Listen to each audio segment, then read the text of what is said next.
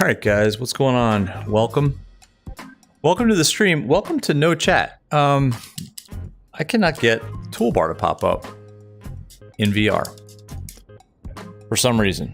So I'm gonna actually switch into 2D mode for a second. What's going on, everybody? Look, Jins, what's up? Can you... No audio. You can't hear me? No audio. Can you guys hear me at all? Okay, Jake Plays can hear me. Guys, is there a keyboard shortcut to get the toolbar to pop up? Like, I can't get it, like that toolbar that pops up here where I can access like the all the things I need. I can't get it to pop up. That's why I'm in this view. So if anybody in chat knows a keyboard shortcut to pop that toolbar up, let me know, because I can't do anything until I know that. In fact, I'm gonna go on my phone real quick and try to figure that out. Because I can't, I mean, if you guys are hearing me, anybody in chat, I gotta look it up on my phone, I guess. What is it, like MSFS toolbar? No, my settings didn't change, guys. Toolbar, keyboard, toolbar shortcut maybe. Hold on. Shortcut key for toolbar, camera control window. Guys, I can't do anything until somebody pops in chat how I can access that toolbar, or else I gotta restart the sim.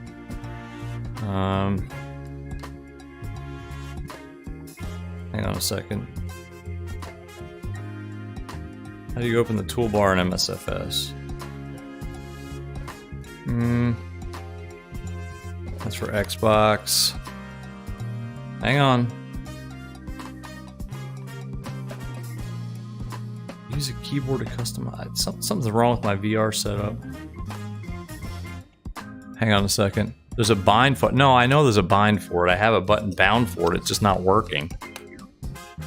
Anon, what's up? Yeah, Anon, I need somebody to tell me how I can't get the toolbar to pop up. So like here, I can't see chat because the toolbar's not popping up when I hit my usual button. And no, nothing has changed. Like, everything works, except I can't, for some reason, pop up the toolbar. So until I can figure that out, we can't go anywhere. And I can't look stuff up.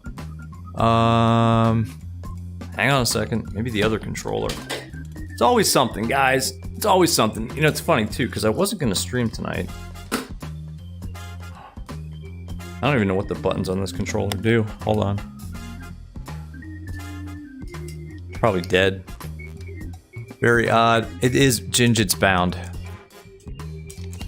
It is bound. I mean, I guess what I can do is go into... Hold on. I guess we can try this. Damn. Let's go into controls options maybe. And then look, here's my Oculus controller, right controller, menu. Oh, wait a minute. Are you serious? It should be button. Yeah, VR toolbar toggle. B. It's not toggling.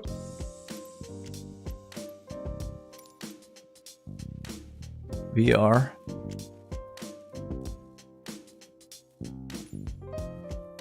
Toolbar toggle. It's the B button. And it's just not... It's not working. Maybe I can unbind it.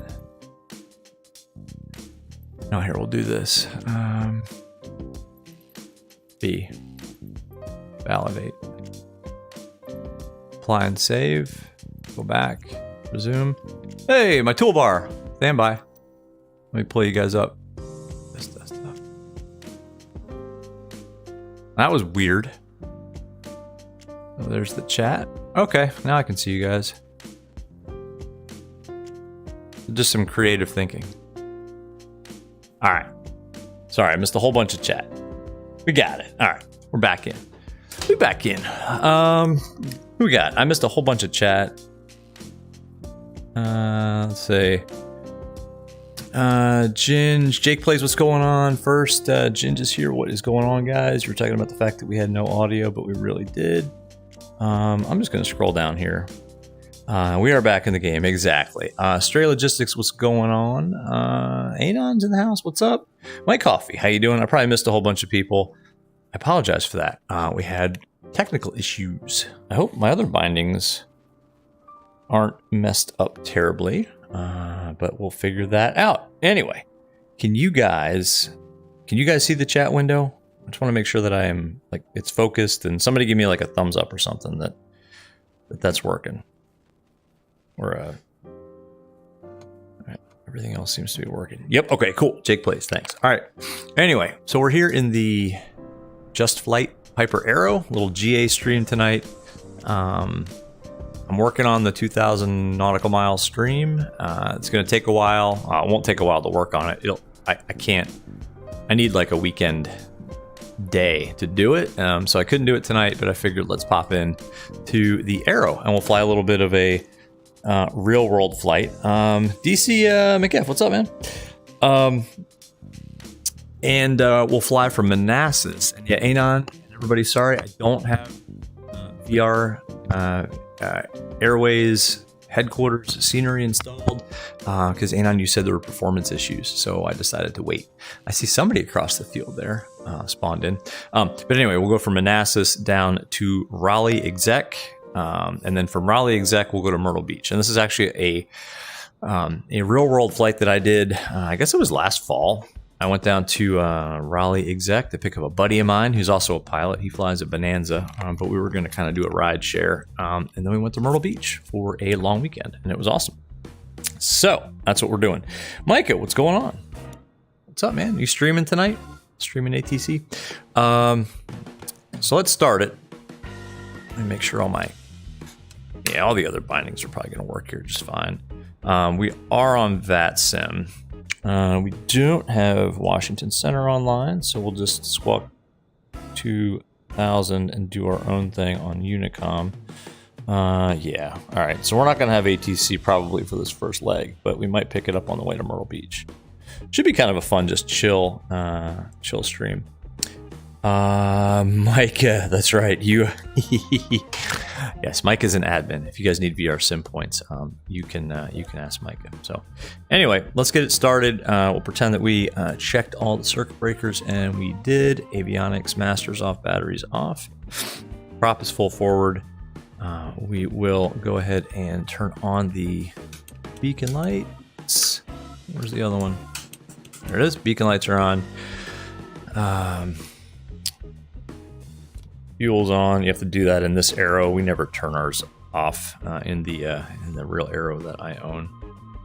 So let's go ahead and turn on the master. Pretend that we did the walk around too, by the way. Fuel pump on. Mixture full rich 2, 3. There's fuel flow, fuel pressure. That goes off. That goes off. We can open our little useless window here and yell clear prop. Watch out, that guy right there. Oh my gosh. Throttle's cracked a 1/4 inch. Crank it. All right, that's a good start. 1,000 RPM. Oil pressure is immediately in the green, so we didn't even need to wait for that to come up. Oil temp will come up here in a second. Cool. We'll lean this for the fact that we're on the ground so we don't foul our plugs. I remember how to fly an Arrow. Wow, it's all coming back to me now. Avionics master on. Mike Coffee, love the Arrow. Hope it still works. You haven't flown in a while. The Comanche, I want to get the Comanche kind of pretty bad. I may just dip into my own pocket and buy the Comanche. I actually have thought about it a lot, and yeah, I think I might need to get that. Why my VR controllers are just not? They're not happy for some reason. Maybe the batteries are dying. I don't know. Usually it tells me the batteries are dying. There we go. All right. Oh, this is all working. Cool. Clear, exactly. Clear Prop. Gaming King, what's going on? How you doing? Jake Plays, you got to go make homemade pizza. System test okay. What a coincidence. Jake, I made homemade pizza tonight as well. That's what we had for dinner tonight. It was homemade pizza. So we're going for Manassas. This is a pretty... Honestly, guys, this is a... Now I'm going to jinx it by saying this, but this is kind of a cakewalk of a flight. I didn't put a whole lot... I didn't put a whole lot of effort into tonight's stream. Is that bad to say? I don't know. I just kind of wanted to get on a stream and have some fun. So that's what we're doing. So we're on a Raleigh Exec Jetport. Oh, and I'll tell you why I hate this airport too. Once we get up into the air, remind me why. Remind me to tell you why I hate this airport. All right, so we're going to use the same departure we always use. It's the Arsenal 5. We're going to use a runway 16. Well, let's check the wind.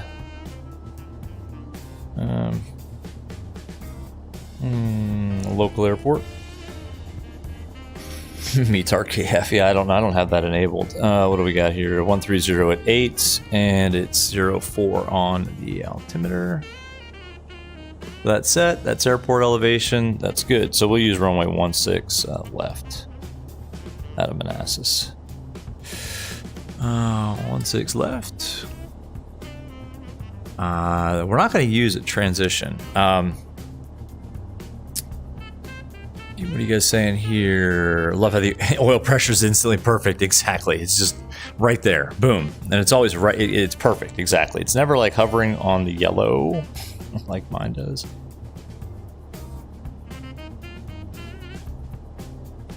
This is, man, these VR controllers tonight are driving me nuts. Something's up with the sim. Something's always up with the damn sim, but it keeps disappearing on me. See that?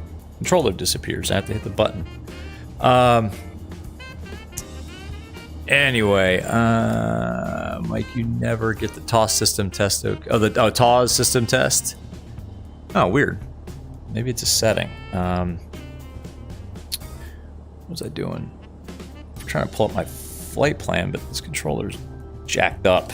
Arsenal 5, yeah, right to Casanova. So there is no transition. You know what we'll do? We'll just pick Gordonsville and then delete it. It's fine. Load it.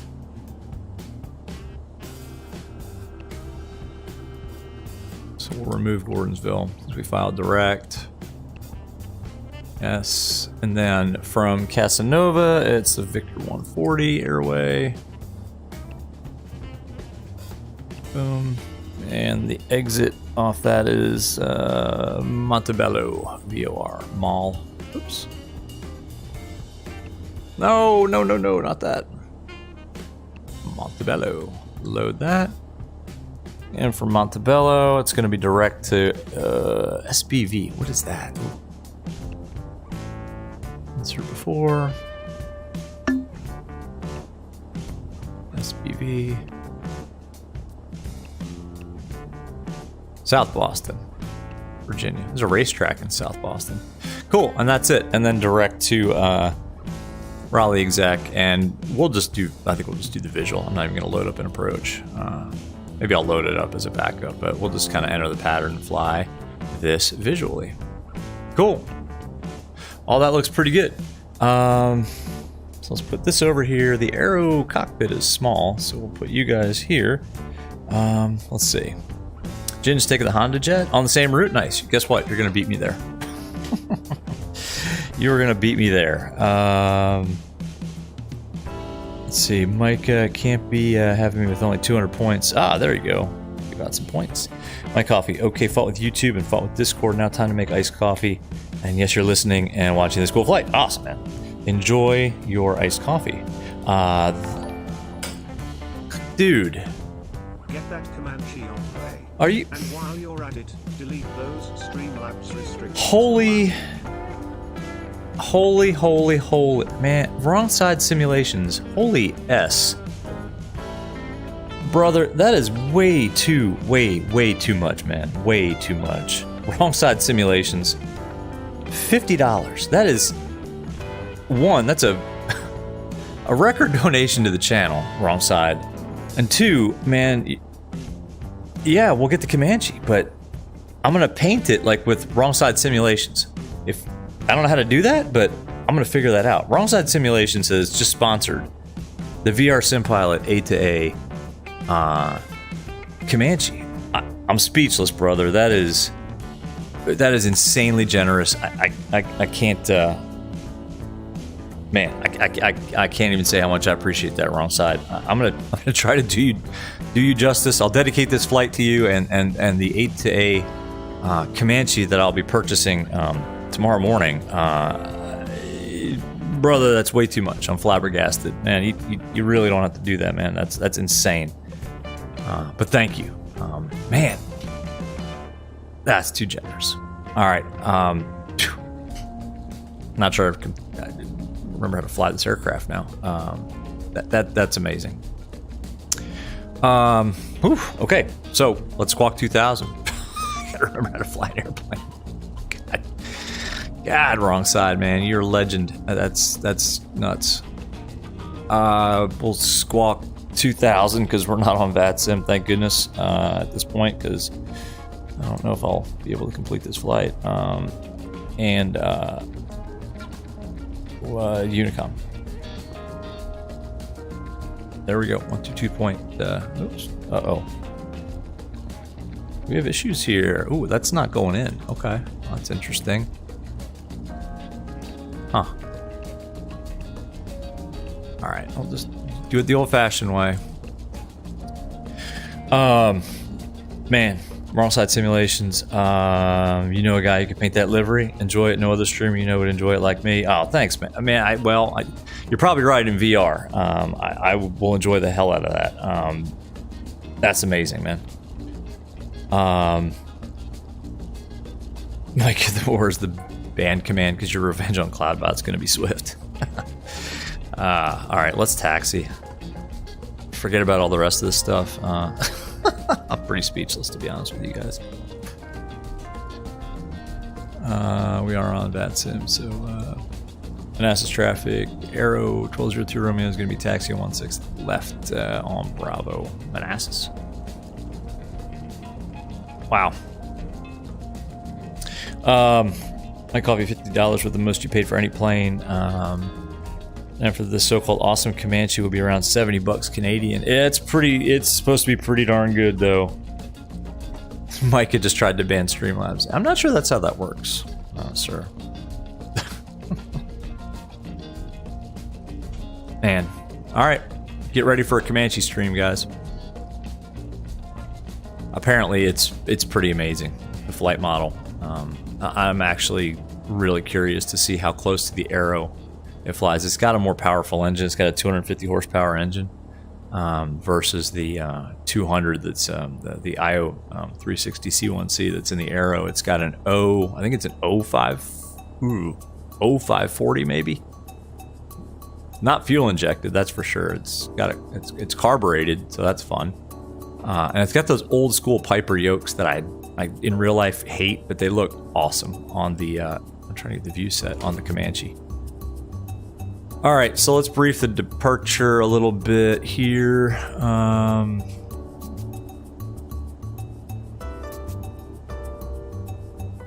little bit stuttery. Huh. This feels like home, except I'm not on the, so we're on the east ramp right now. My airplane's on the west ramp over there. I haven't been over here in a while, actually. So the Arsenal 5 is this guy here. Basically what we're going to do is we're going to fly runway heading till about 800 feet, and then we're going to make a sharp right turn out to Gadsey, and then from Gadsey we're going to fly direct Casanova. Gadsey's going to be at 2,000, Casanova's going to be at 3, and then from there we'll go on our merry way. Now in reality, pretty much before you get to Gadsey, ATC will clear you higher. They just want to keep you outside of the Dulles, outside the Dulles Bravo airspace. Depends on which way Dulles is landing. You'll get cleared higher a lot of times. So we'll pretend we're doing this like we would in real life. Mika, you just played Minecraft in VR. Oh, I didn't know you could do that. Callie Simmer, what's going on? Stopping in to smash the like button and say hi. Thanks for stopping by. Are you flying with Shaq tonight again? Wrong side, they showed it at Expo. It simulates lots of cool stuff. And it runs from like an external program too, which looks amazing. All right. Make sure we're not on VATSIM one more time, or make sure there's no ATC here one more time before we do depart. I don't see Washington Center online. So let's get out of here after we put our Navigraph back up. All right. Manassas traffic, November 1202 Romeo is going to be departing 16 left. I'm going to be departing off to the west at Manassas.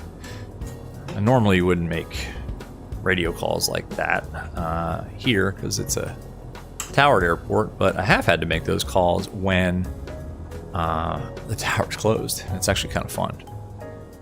But not departing IFR, obviously. All right, lights are on, camera, transponders on, action. We got props forward, mixture full forward.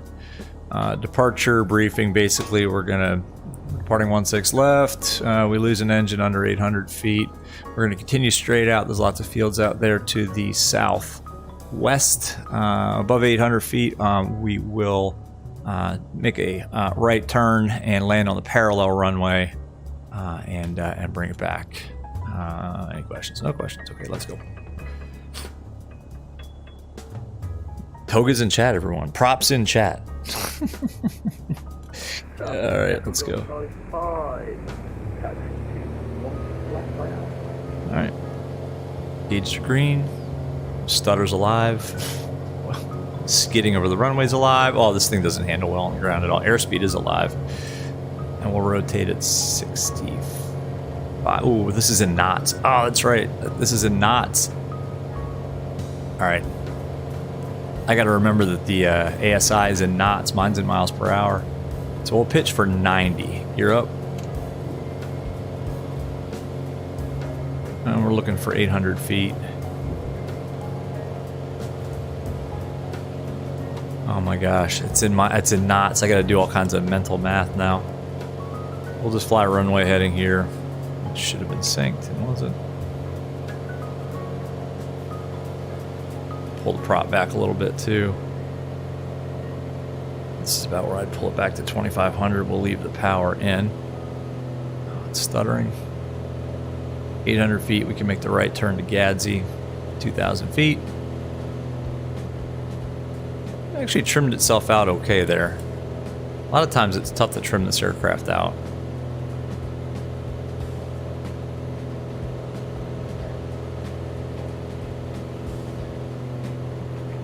My arrow does not climb like this either.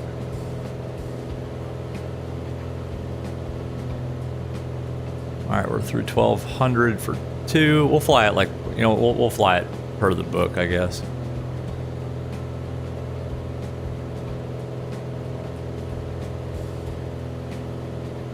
There's 1500 for 2.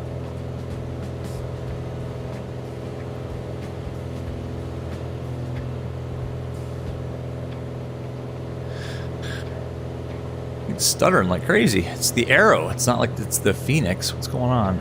All right, we're getting close to 2,000 feet. Start pulling the power back a little bit.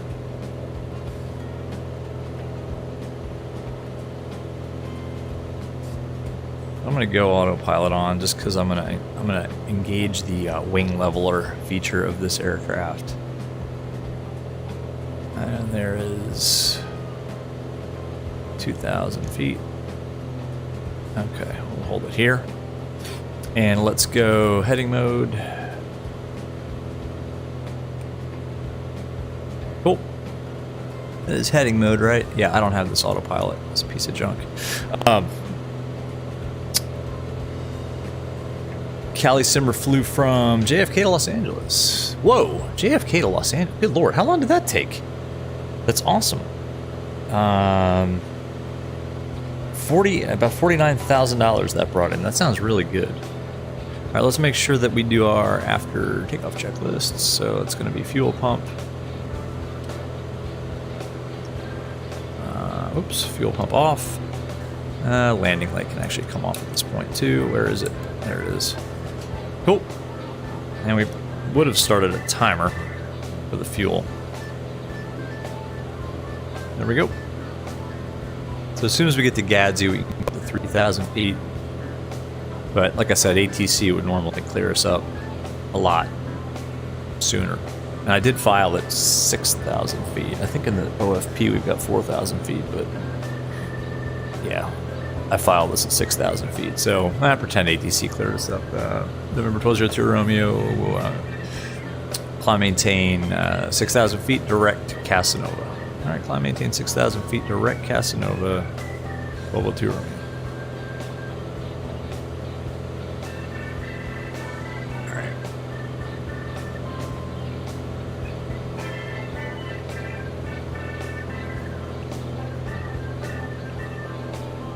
Correct. And we'll go nav mode. You guys seeing all these stutters? What's up with that? I don't like that at all. I'm trying to trim it for about 700 feet per minute. It's about 100. Normally it'd be about 120 miles an hour, so it's what, about 110 knots. I got to do all the conversions in this thing. Cali Summer took about 5.5 hours. Yeah, because right, headwinds must not have been that bad. Because coming back the other way, it's usually like what, 5? So the jet stream must be pretty mild right now.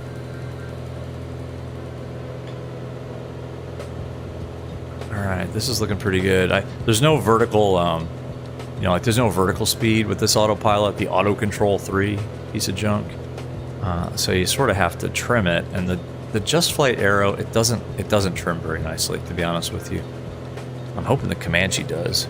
Thanks again, wrong side simulations. I mean, it's like Christmas, man. Because I'll tell you, I kind of put that poll up there, and I was like, "What do you guys want to see?" And then most of you are like, "Well, no, I want to see a new rig." So I didn't buy it, but it's a rock solid lock now that aircraft will be purchased tomorrow morning during, well, not during work calls, of course, but maybe during work calls. Nobody I work with is on this channel, so it's fine. And they know anyway. Put power back in too, right? Lean a little bit. Where are we at? Yeah, we're burning 12 gallons an hour. That's not too bad in a climb.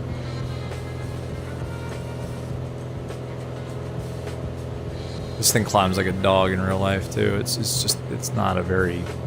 It doesn't do anything fantastic, but it doesn't do anything terrible either. It does everything just okay.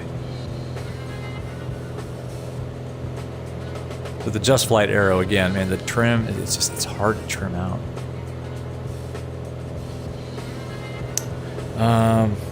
Barracks, what's going on? How do I get the plane to follow the magenta line? In this aircraft, you put the auto control coupler into the nav position, and you make sure that the CDI is in GPS mode, not VLOC. So that's how you do it in this aircraft. I mean, that's obviously assuming that you've got a flight plan in there. Taking the outside views. Departing 16 left Manassas. Ooh, who's that? Alpha 1 Tango. Can't really stay outside because I don't trust the trim. Let's see, it's not magic because MSFS can't do it on its own. Oh, it'll follow the magenta line. This with the TDS GTN 750 XI NXI. Oh, it's solid. Have to wait till Christmas for the so-called amazing Comanche. Hey, maybe Christmas comes early, right? Come on. 4,800 for 6. Oh my gosh, are we there yet? These GA streams, they're fun, but it's like, holy cow. Still trying to get the trim worked out okay. All right, so we're flying to Casanova VOR. That's the CSN here. That's the Blue Ridge Mountains in the distance there. I don't know. I think I've done flights in this area before where I talk about some of this stuff. Charlottesville Airport. Well, let's see. There are other airports along the way here. Yeah, Culpeper is over here. It's kind of where we do the shoot practice approaches. Oh, down there is Warrenton Airport. I don't know if you can see it, like maybe 7 o'clock, 8 o'clock. That's Warrenton Airport. That's where we take the real Aero to get its annuals done. Yeah, the scenery around here is pretty doggone accurate. Microsoft has done a fantastic job. Like better than a Warrior? You might offend some people in this chat. Although, well, Micah, what do you don't have a, do you have a Warrior? No. Micah's got a PA-28. I forget which flavor of PA-28 it is, though.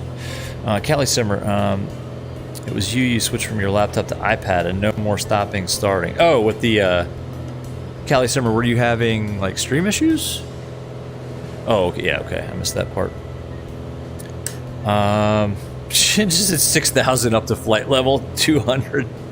Yeah, we're not going to touch the flight levels. In fact, we're about to reach our cruising altitude here of 6,000 feet.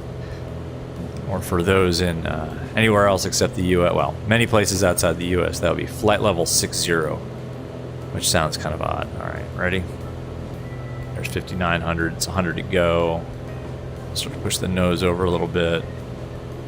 Not that much.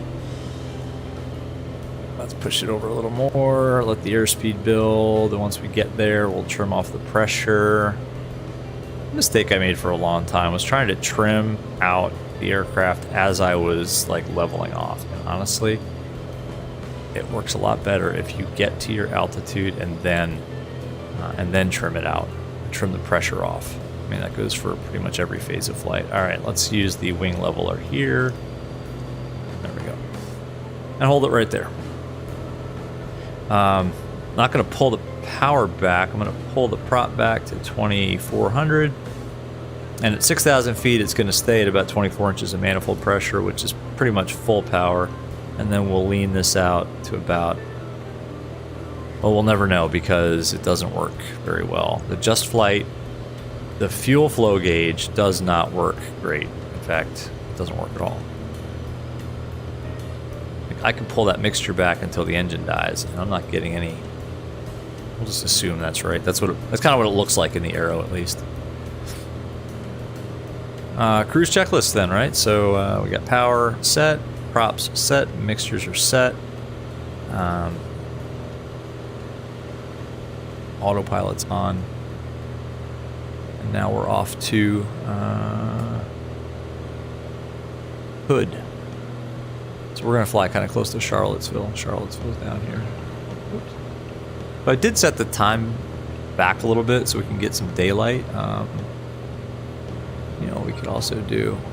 Why don't we cut this corner and go right to South Boston, since we don't have ATC.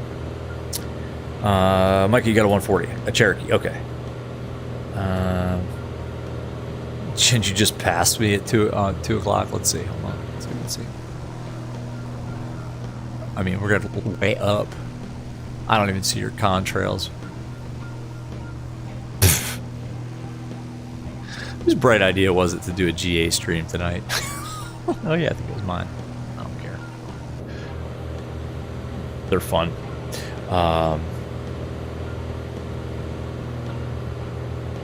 Let's just pull our map up. We're not going to... No arrival. Probably won't even shoot an approach. Yeah, we'll just fly the flight plan route at this point.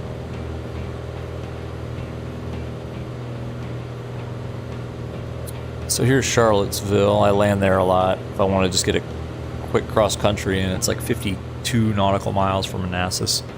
So that's always a good one to land at. Sync the heading bug. Oh, we can go back here too. I set up cabin views, so we can actually sit in the cabin of this fine aircraft and read chat. Ginger way up there, flight level 230, 230 knots at flight level 180. Yeah, I don't see you. From this view, it looks like we're climbing. I think that's just the way I have the view set up. It's a little bit wonky. I can count the number of times on, like, probably one hand that I've ridden in the back of a PA-28, any flavor. Aero, Cherokee, whatever. This Aero has a lot more room in the back than mine, too. Look at all this leg room. Crazy. In mine, there's like maybe enough for your leg. That's about it.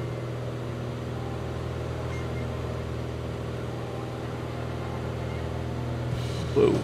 Yeah, all right. I had to hastily set up my views because when I reinstalled MSFS, they all got blown away. So we're going into some IMC here. So let's go back up front.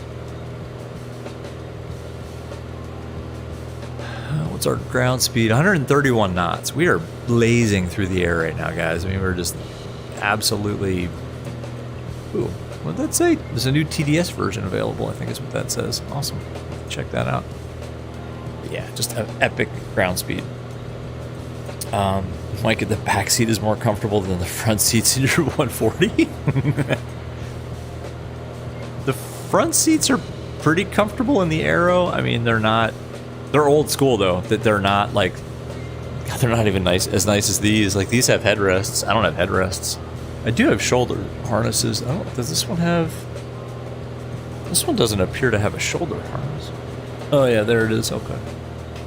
Mine has a 4-point harness that we had installed after the fact, after we bought it, which is pretty nice. It feels safe. This looks pretty good.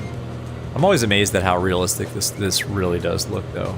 Like penetrating a little bit of light IMC. I mean, you could, that's not hard IFR. You can still see the ground through the clouds. You probably log that as like 0.1 hours of IMC, right?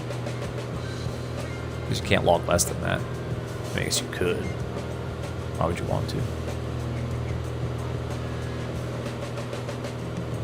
Like my logbook is full of like 0.1, 0.2 IMC. I think the most like solid IMC I was ever in was, I mean, it wasn't more than 30 minutes. I know that. I'd have to look, but I'm sure there's nothing in the IMC column that's greater than 0.5 hours.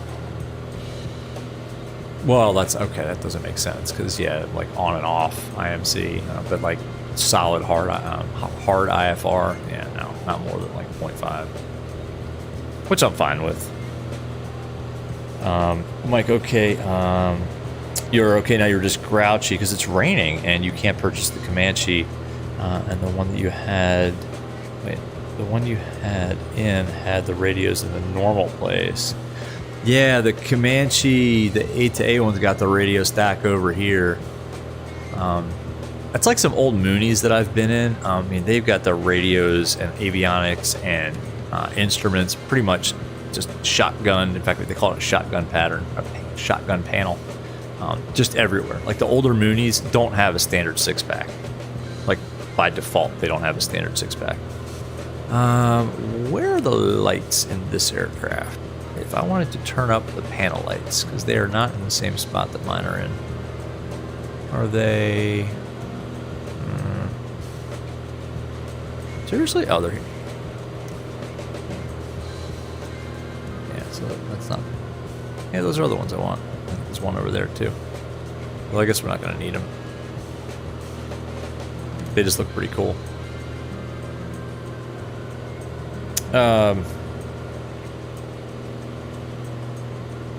Mike Coffee, 140. Love the old sports car panel look. Yeah. Oh, the Comanche that you were in. The Comanche that you were in real life. Okay. Had the radios in the normal place. Yeah, the 8-to-A one's got them over here, which I actually kind of like.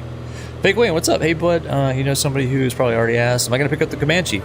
Fake Wayne, that's a 100% affirmative. I will be buying that tomorrow morning.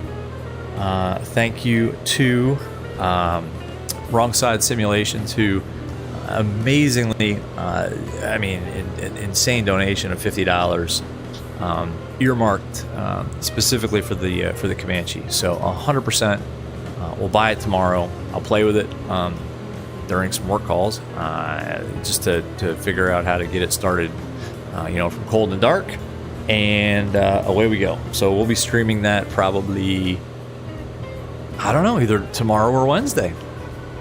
Thursday I can't. Thursday I have Thursday I've got a chiropractor appointment. Mike, you intentionally got a 69.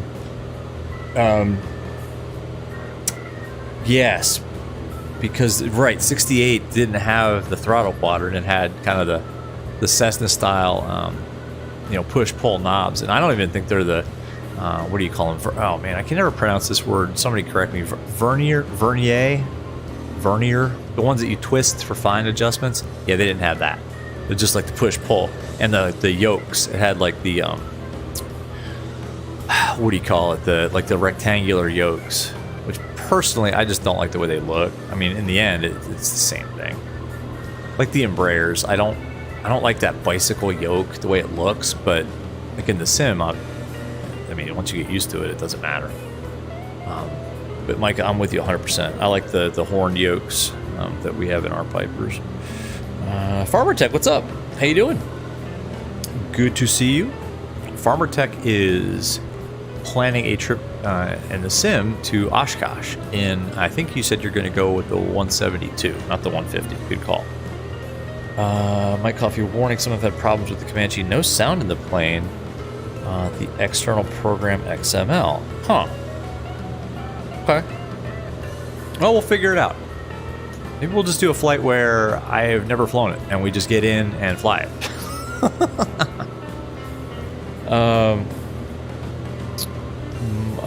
Micah, the 69 was the first year. Okay, yeah. So wait, I didn't know you had a 69. I have a 69 Aero. In 1969, PA-28R 200. So I guess it's Aero 2.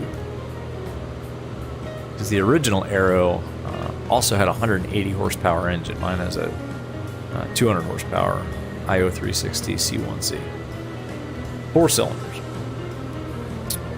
Mike, normal yoke better than push-pull feels like power. Oh, I mean like the throttle quadrant? I agree. I like the throttle quadrant better. But it's funny, and Mike, I don't know about you, but in real life, I never touch. All right, so on, like when I power up for takeoff, I touch this part of the yoke. For everything else, I hold the yoke here.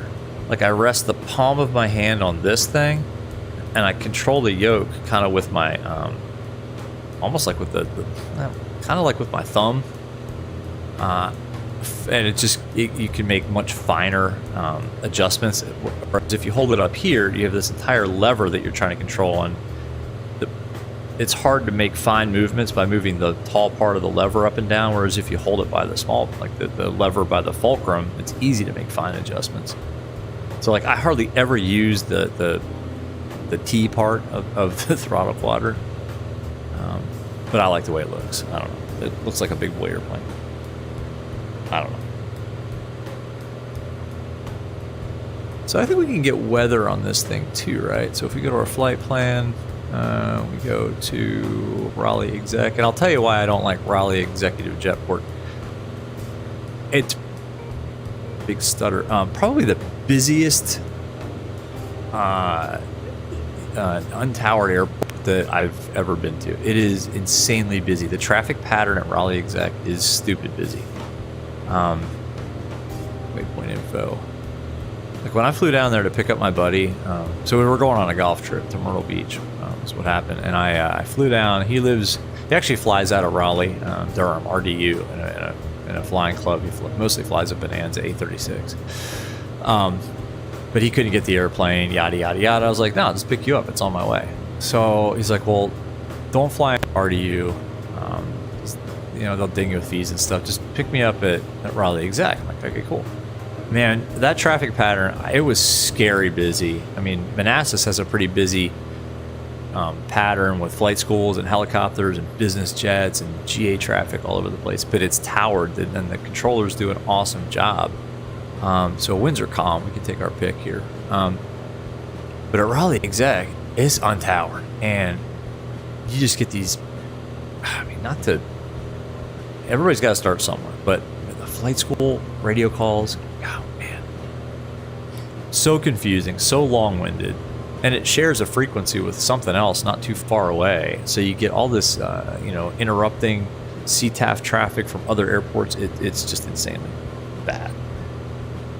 Mike, you hold it by the base too. Yeah, I think everybody does. Maybe the first time you get in one, like if you're transitioning from like a Cessna, maybe you try to grab it by the T and you quickly realize like you can't control it. Like the power is just you can't control the power at a fine enough level. Fake Wayne, that's awesome. What a great it's an amazing I mean it's just incredible. Like I said, I mean that will be dedicated to wrong side simulations every time we fly it. It will be the no longer the A2A Comanche, it is the WSS Comanche from now on.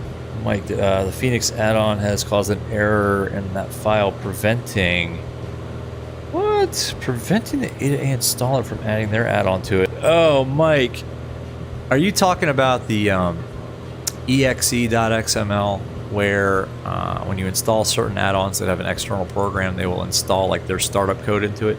That's fine. If that's the problem, that's fine, because I can look up the actual XML and just insert it into that file. I'm not worried about that. Beautiful Blue Ridge Mountains. This is pretty much just what this looks like too. It blows me away every time we fly the Arrow in this area. I'm like, oh no, this is it doesn't get any more realistic looking than this unless you're in the actual Arrow making these flights. I mean, that is just bang on accurate. I think we set the time back to like 4 or something, so it's kind of late afternoon, summertime flying. Maybe once we get to Raleigh Exec, we'll take back off. Maybe by the time we get to Grand Strand, it'll be sunset, something like that. I don't know. But yeah, Mike, in real life, hold it by the base. It didn't sound right. It didn't sound right at all. Ah, man, so beautiful. Right about now, I'd be thinking about doing a fuel tank switch, even though we're only at 22 minutes. I started the timer a little bit late. We've already burned off at least 10 gallons, so let's go fuel pump on. Let's monitor fuel flow and fuel pressure. Now let's switch tanks to the right. Fuel flow looks good. Fuel pressure is still good. Fuel pump off, and we can restart the timer. Maybe.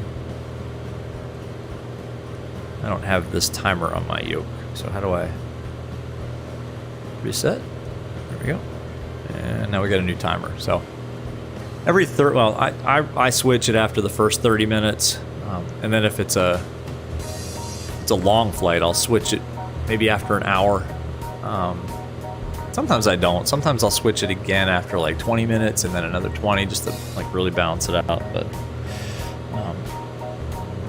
Mike, okay, then not trying to poo-poo the Comanche. Just said you can't afford it. You're legit. You're going to get it eventually, but now saving up for the TBM 850. Can't go wrong with that either. IMS, what's up? Where am I going? We are going to Raleigh Executive Jetport. Kilo Tango Tango Alpha from Manassas. Just a little fun GA flight, just hanging out. Just replicating a flight that I've done in the past, and then we're gonna head out from Raleigh Exec and head down to Myrtle Beach, but the other airport, not MYR. We'll go to Grand Strand, which is what is it? Grand Strand. I forget what the heck the airport identifier is for Grand Strand. Anyway, Bombasso, what's up? That didn't sound right. Yeah, no, it didn't. I mean, it probably would have sounded fine if I hadn't said that didn't sound right.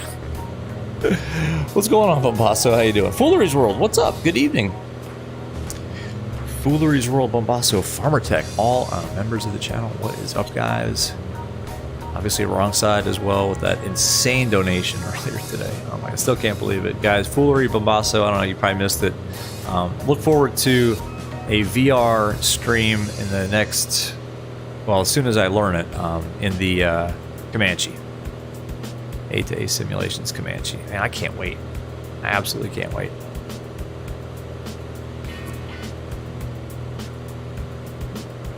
Guys, also, I think, so wrong side, I don't know if you streamed today. So I was out all day, so I missed if anybody streamed. I was out. My daughter had actually a charity golf event that I took her to, that she played in, and actually played really well. But it was a charity thing that she's done in the past, and we did it again today. I took the day off work, so I've been out all day, had to make dinner, yada yada yada. So I didn't see any streams. Wrong side, I don't know if you streamed today. But I think Captain Shaq fired up a stream. It must have been last minute because I didn't see it on the books. I actually checked. Because to be honest, if he was streaming, I was kind of gonna maybe chill and watch his stream, but I didn't see an announcement. So, but I think I did see one as I was firing up this stream that Shaq is streaming. Must be somewhere into midway. He said it was a VATSIM event. So, Saf, what's up? How you doing? Yeah, long time no see. What's going on? The Comanche is a lovely bird to fly in VR. Oh, akin to the Kodiak? Seriously? Oh, then it's gonna be money. Oh, because that Kodiak is really good. I can't wait. I absolutely can't wait. I'm gonna have to like restrain myself from going and getting it tonight because I do have to get some sleep tonight. But yeah, Saf, what's up? It has been a long time. Good to see you. So yeah, nice, good one. Yeah, I mean, I was blown away. I'm still blown away. I'm like still. Should probably stop talking about it. You guys are probably sick of it. Anyway. Foolery, looking forward to that stream. Yeah, me too. I want to get one flight under my belt before we go blasting off in it. Because from what I've heard, the flight model is really good. Somebody is like right on our 6. See TCAS there? Same altitude, like coming up right behind us.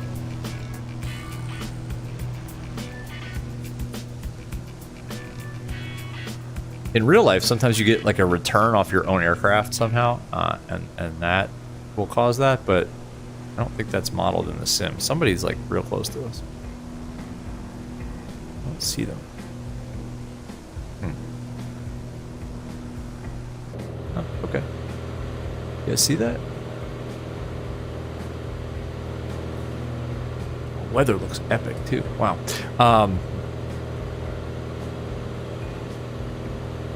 Ginger's already on to. You're already onto your descent and approach. Yeah, I'm getting a traffic alert. Somebody's having some fun. Let's close it. Farmer Tech can't wait till the 2,000 nautical mile stream. Yeah, me too. We're definitely, we're doing it. It's not like we're not going to do it. I just haven't. I need to pick a weekend to do it because that's a full day event for me. I mean, it's. Even if we go, like Los Angeles to West Coast to East Coast across the country, I mean, the flight itself is like 4.5 hours, and then the setup takes another half hour. So it's at least a 5-hour in VR kind of stream. So probably 5.5 hours. So I gotta like carve out a day, and I want to do it during the day too, so that more people can watch it if they want to. I don't know. Not that I assume people want to watch this stuff. Mike, the Chancellor, the 310, the Cessna 310, the Kodiak, your top planes. I know the Wilga. I don't have the Wilga either.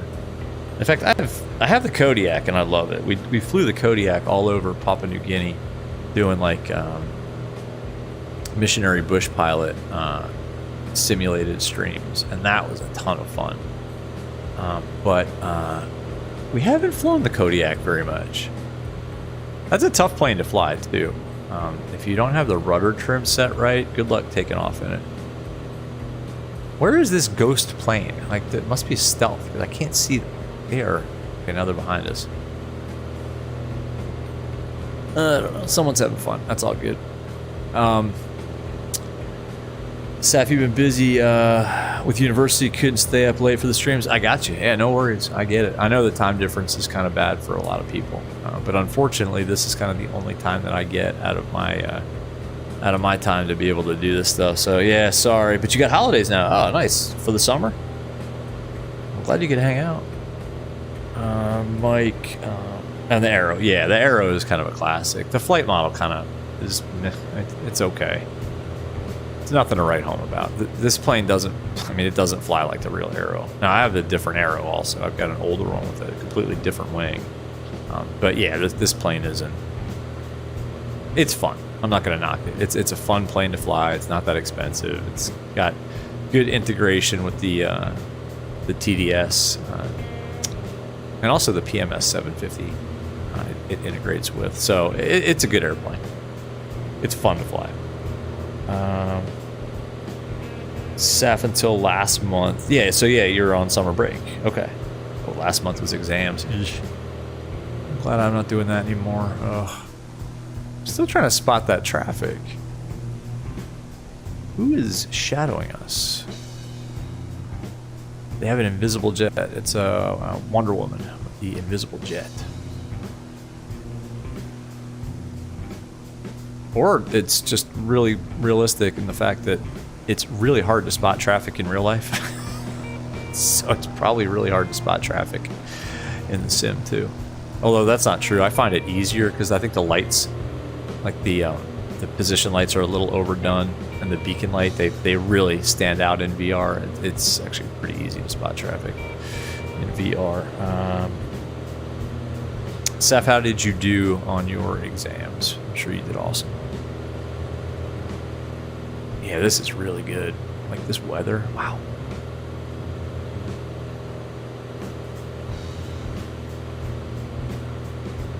One thing I don't like is that I guess that's the gear extension light that keeps flashing like that. So I don't have that in my Aero.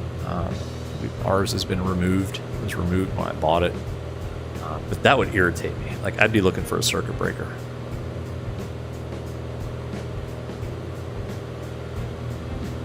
Let's just turn on the panel lighting. Why not? Yo. Oh, this also looks really good at night too. It almost looks like a little bit dingy in a good way when it's all lit up. It's not super bright. It looks like the old school incandescent lighting behind the panel. Looks like mine, actually. Maybe I'll post some pictures of what mine looks like at night. Like light bleeds out of like little holes in the panel all over the place. It's really ugly. I mean, it works, but it's like the ugliest night lit panel that you could possibly imagine.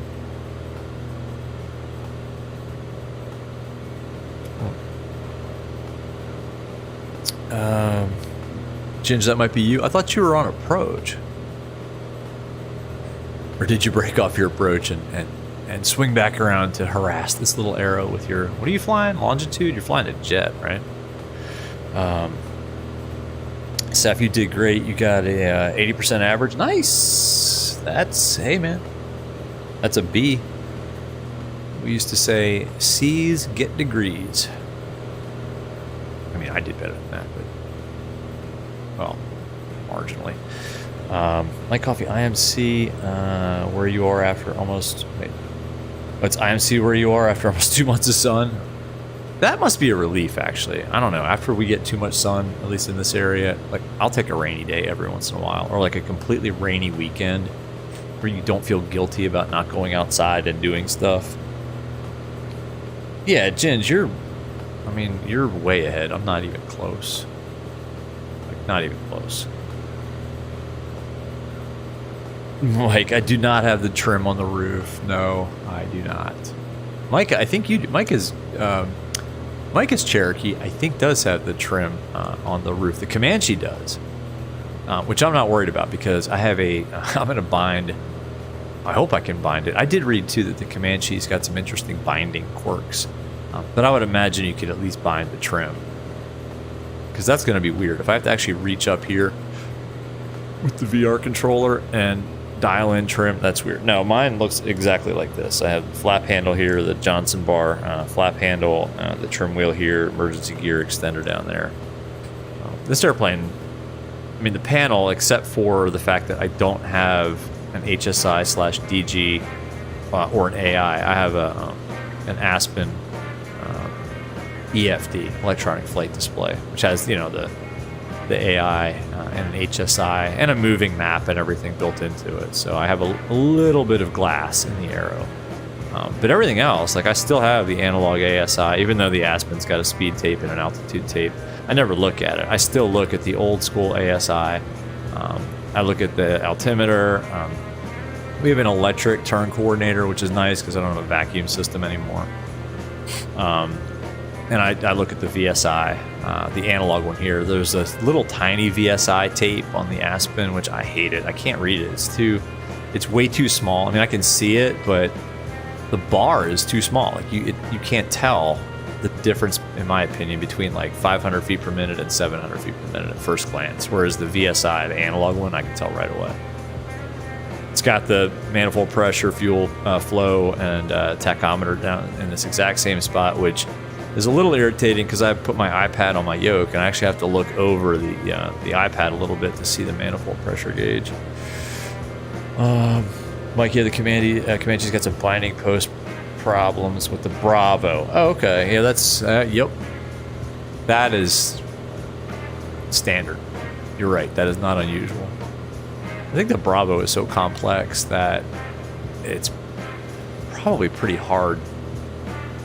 Well, actually, I don't know. I don't have a Bravo. I have a really old-fashioned, it's a Thrustmaster TM16000M that's turned around backwards that sits right here. And right now it is full firewalled forward at 24 inches of manifold pressure, 2,400 RPMs. We're squared off 2424, which is exactly where I run it. I think the fuel flow gauge is messed up in this aircraft, so I have no idea. Like, I just pushed it mixture full ridge and it went down. That's obviously not right. So I'm just kind of doing it on the way it looks. About 6,000 feet, that's what mine looks like.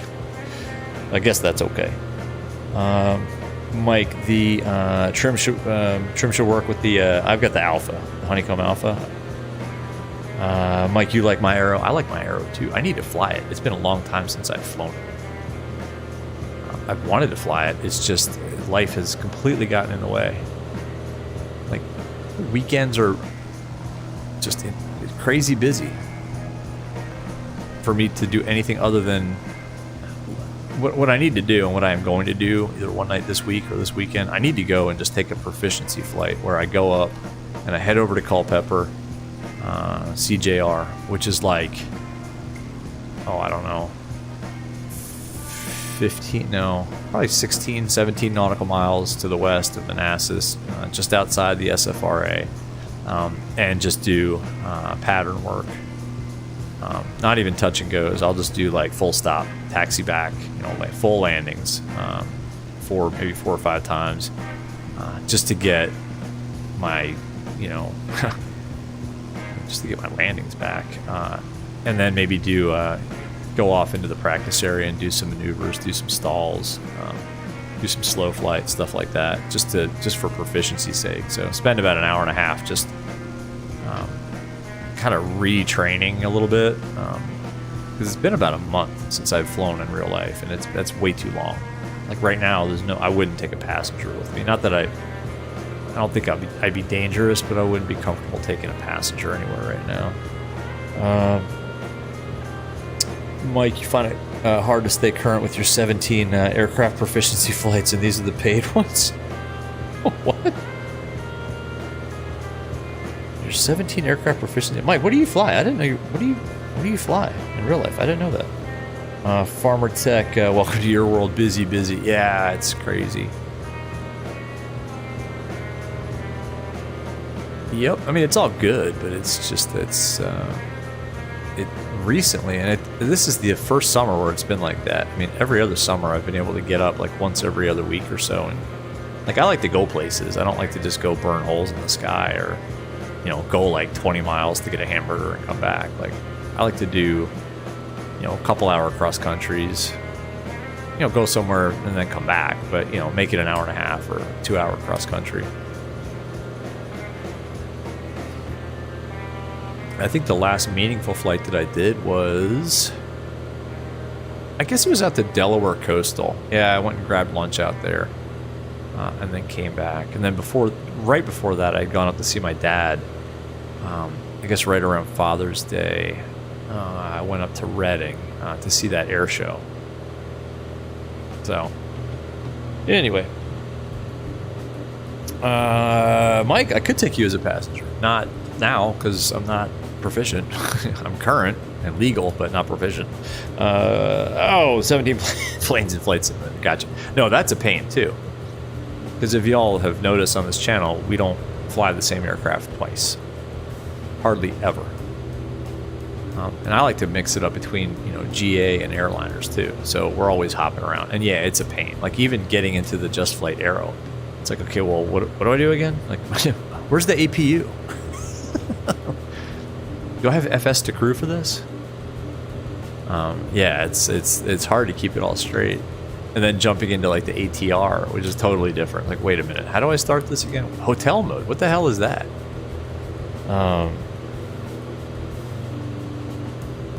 Mike, it's been years since you've been in a real plane in either seat. Gotcha. Fix that, man. Gotta fix that. Farmer Tech, you can't wait to be able to do a cross country. Yeah, have you soloed Farmer Tech? Oh, we got John Deere versus Ford debate. Okay. Ford versus Chevy. Farmer Tech still Ford? I'd debate you on that one. So that was always a debate, like in the 4x4 community, right? Ford stood for found on rocks disabled. I had a Bronco. Anyway.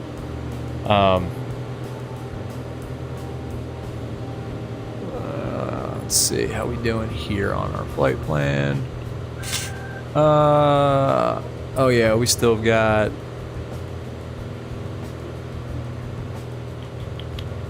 138 nautical miles to run. So when I did this flight in real life, I got cut direct really quickly. Like, I think I got direct destination as soon as I passed like Casanova. Like, once I was done with the Arsenal 5 departure, I'm pretty sure they cut me straight direct to Raleigh Exec. But I don't know, whatever. We'll fly it tonight. Nice chill GA flight. Old man, what's going on? How you doing? Old man and his games. Yeah, sorry, I missed a bunch of your posts in Discord, but it looks like Richie and Anon and some other folks helped you out. I'm sorry, I was out all day today. Old man and his games. My coffee for farming, it's a toss-up.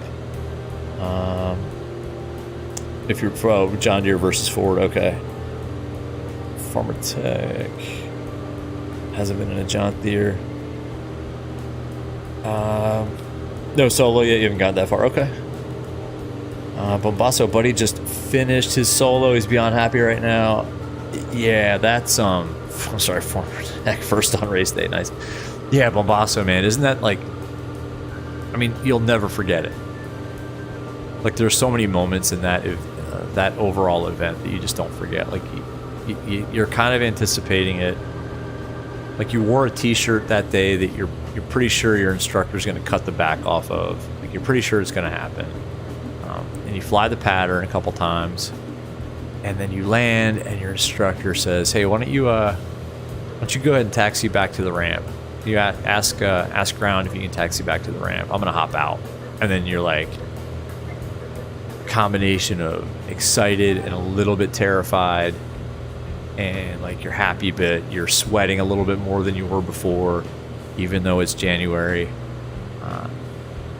And then she or he, in my case, Debbie was my instructor. Her name was Debbie. Hops out, and it's all on you.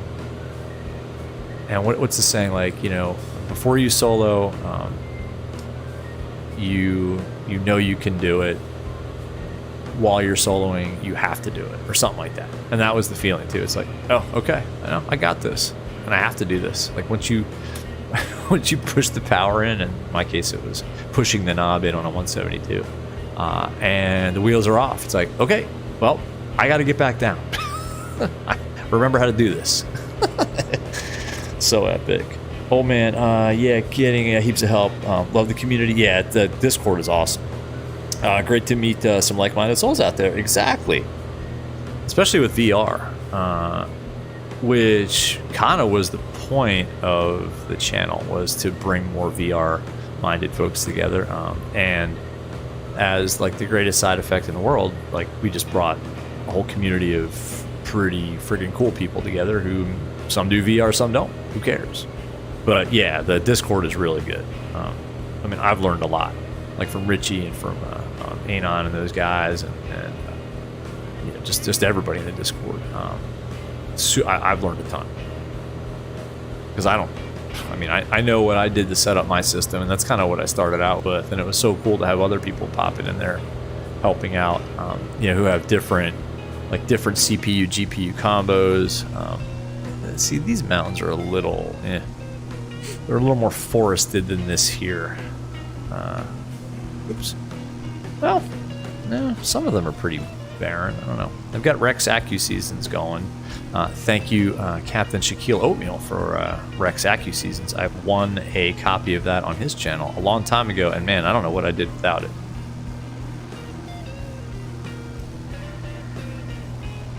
Beautiful. Yeah, so this routing, and this is the preferred ATC, routing, the clearance that's given most often, does cut you west and kind of, scraping over top of the Blue Ridge Mountains, and then back to the east for some reason. Like I said, when I did this flight, it was just direct. I never went over the Blue Ridge. Mike, you were in, okay, so a PA 28140, Cessna 150, 152, and 172 are the ones you were in real life. Okay. I've never set butt in a 150. I have in a 152, and they're about the same. I gotta say, I hope I never have to sit in one again. 172, you know what? For as much as I joke about the 172 and how much I don't like it, it's a great trainer. It's a great, I mean, how can you not say it's a great trainer? I mean, I think it is the most like produced aircraft in the world ever, and they're still making it. So, whatever. It's not for me, but as the trainer, yeah, it's a really good trainer. Bombasa, let's see if I told them, well, I guess I trust you enough not to crash the plane. Good luck. That's a good CFI right there. That's direct and to the point.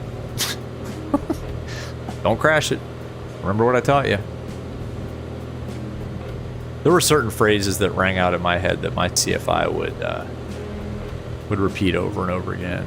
Like, high, low, fast, or slow. Like on final, high, low, fast, or slow. What do you do? High, low, fast, or slow? Like, nope, I'm pretty good right now. Nope, I'm high. Pull some power out. Nope, slow, pitch down. I mean, I don't know. It's her voice. She was a great CFI. She still is. I think she's still teaching, actually.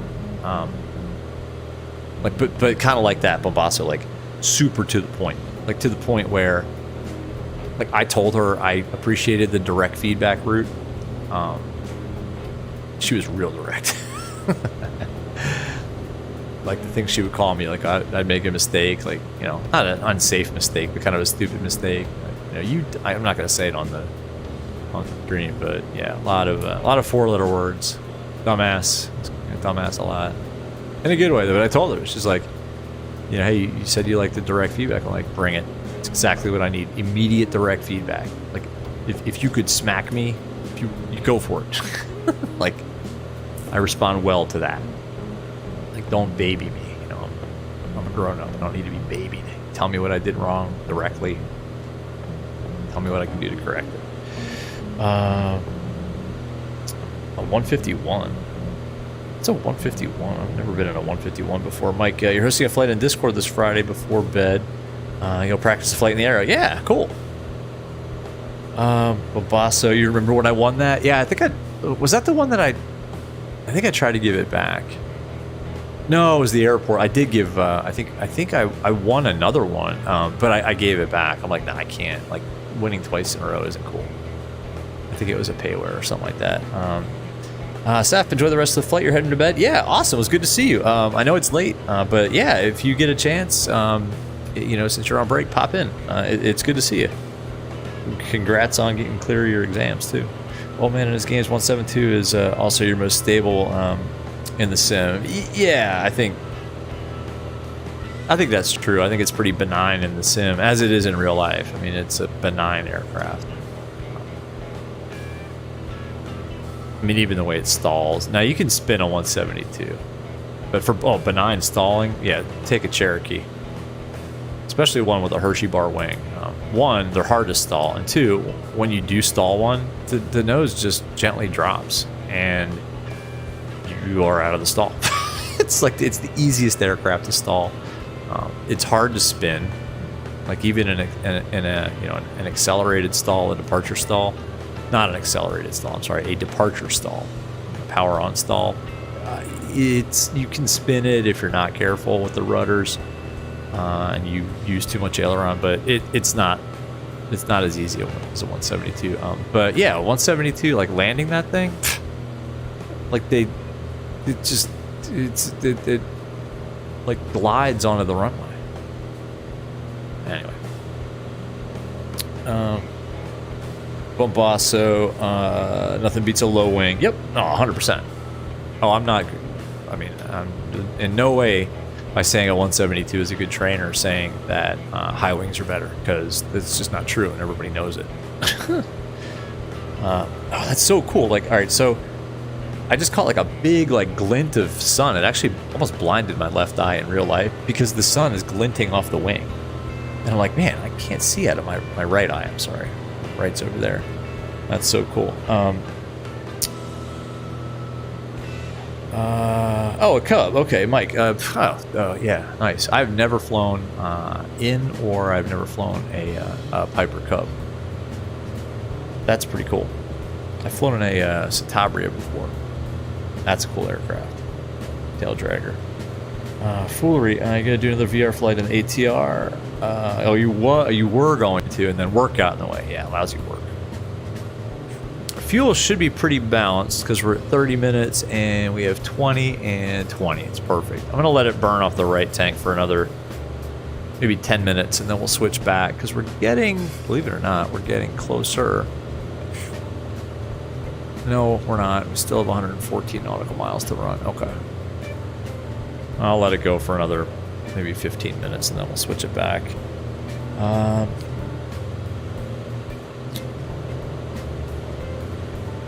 Piper PA 28151 Warrior. Gotcha. Oh, okay. Mike 172 stalls. Your butt falls from you. Yeah, I seem to remember that. Yeah, I seem to remember too, pulling power in a 172. Well, nah, pulling power in a 172, it still glides. It's got a pretty nice glide characteristic to it. In the older Aeros, when you pull power, that's when you feel it in your butt. They say they have like a Hershey bar Aero or a Cherokee has a. They say it has a safe glide speed, meaning that it glides like a safe.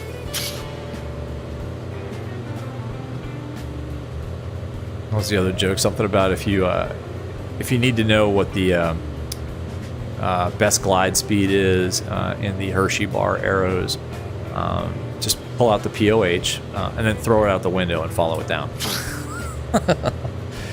I love it.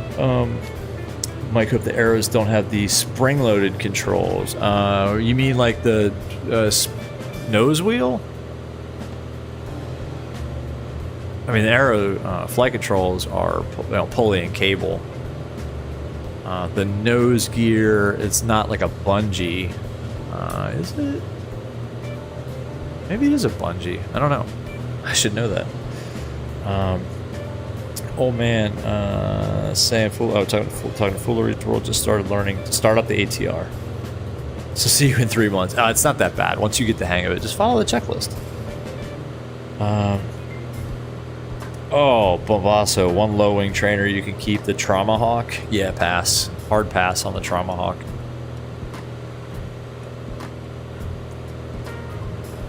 I've never actually flown one. I don't know. Maybe they're great. It's got a T-tail, though. Is that a good idea for a trainer? I don't know. Mike noted Warrior, you turn left or right, and the plane rights itself. No, I mean in the Aero, if you turn left or right. Well, if you let go of the flight controls, no, not so much. I mean, it'll hold its bank. If you put it in a bank, it'll hold it. In pitch, I mean, obviously, any aircraft will do this. If you pitch down and then let go of the flight controls without adjusting power or anything like that, it'll pick up airspeed. Thus, airflow over the wing will increase, and you're going to gain, lift, and you're going to go back up a little bit. So in pitch, yes, but no, in roll, it'll go where you set it. Like I'm not going to do it now, but if I turn the yoke to the left and then recenter it, it'll stay in a left bank. And it'll do so very nicely too. It's a pretty docile aircraft in my opinion. At least the 69 Aero. The only thing you have to watch is For me, it took me a while to get the landings right, just because you can't just chop the power. Like, you know, over the threshold, you can't just pull the power out and glide it in. It will, if you're too slow, if you're at the proper speed and you do that, it'll stall itself through ground effect. The Hershey bar arrows don't respect ground effect at all. I mean, you need to fly it, not like carrier landing, fly it down to the runway, but you know, with power. But I actually keep a little bit of power in until just before the mains touch, and then I pull it. But that's a different wing, so that's another issue. So that's going to be my excuse for why I don't land this aircraft well. On this one, you can pull power; it will glide a little bit more, but not in the older Cherokees. No chance.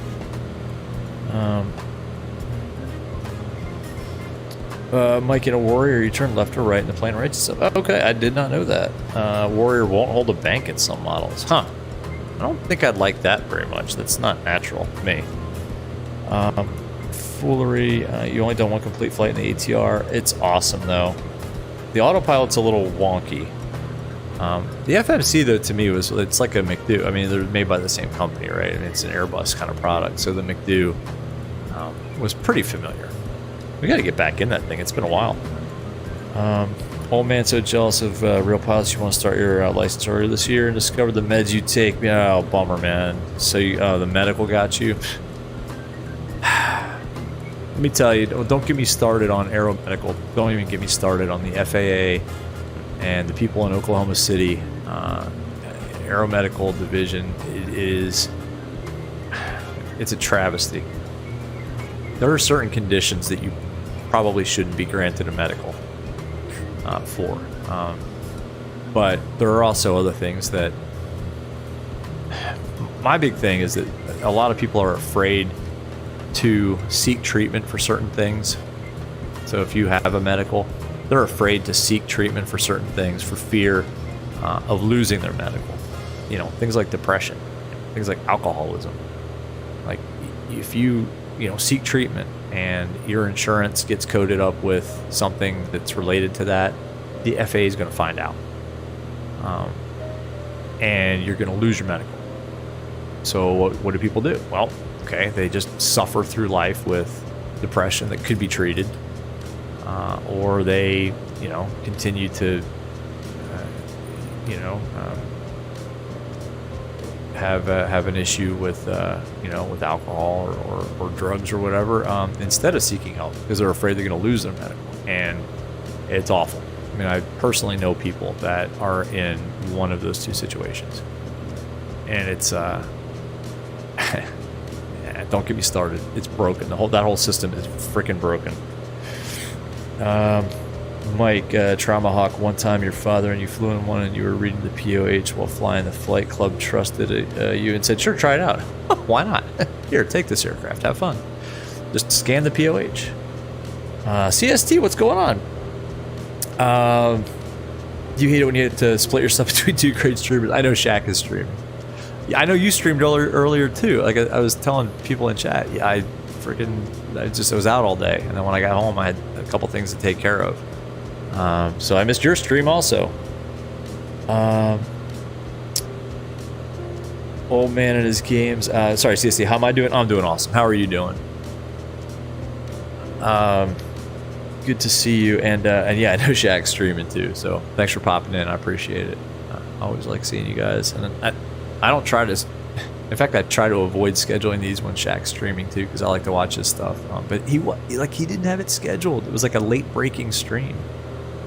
Anywho, and old man, yeah, that's the thing. If you hadn't got treatment, you would have gotten. Yeah, right, exactly. You would have been able to get your medical, but then you would be a dangerous pilot, and not to get into what your condition was, but potentially, your health is at risk. So. But for some pilots, especially with a first class, that's their livelihood. And once you lose it, it's gone. Once you get it deferred even, and the FAA reviews it and, denies it, that's it. You're finished. And that's your career. I mean, yeah, you can appeal. Good luck. So for people that are, relying on flying for their job. It's not so much of losing, you never lose, well, you can have it revoked, but you don't have to renew your flying license. Now you got line checks and stuff like that, but it's more of a fear of losing your medical. And it's so easy to do. There are just so many things that can get you deferred and then eventually denied, your medical, especially for people that have to go for a first class. And as you get older, you have to go more and more often. Like over, what is it? I should know this, but if you're over 40, even for a second class, no, I'm sorry, even for a third class medical, you got to go every 2 years. I don't know. So, basic med, that's the way to go, folks. Once you get your third class, once you have a third class, you're eligible to apply for basic med, and that's the way to go. Mike, just don't spin a tomahawk and you'll be fine. Oh, did they not spin well? Or are they impossible to recover from? Fooler, you have a little experience with the PMDG FMC. So the ATR FMC wasn't completely foreign, but like I said, the autopilot is wonky. You might be doing something wrong, but I've also... It does weird things sometimes. It does weird things. Even like on an ILS, it does weird things. Like it won't...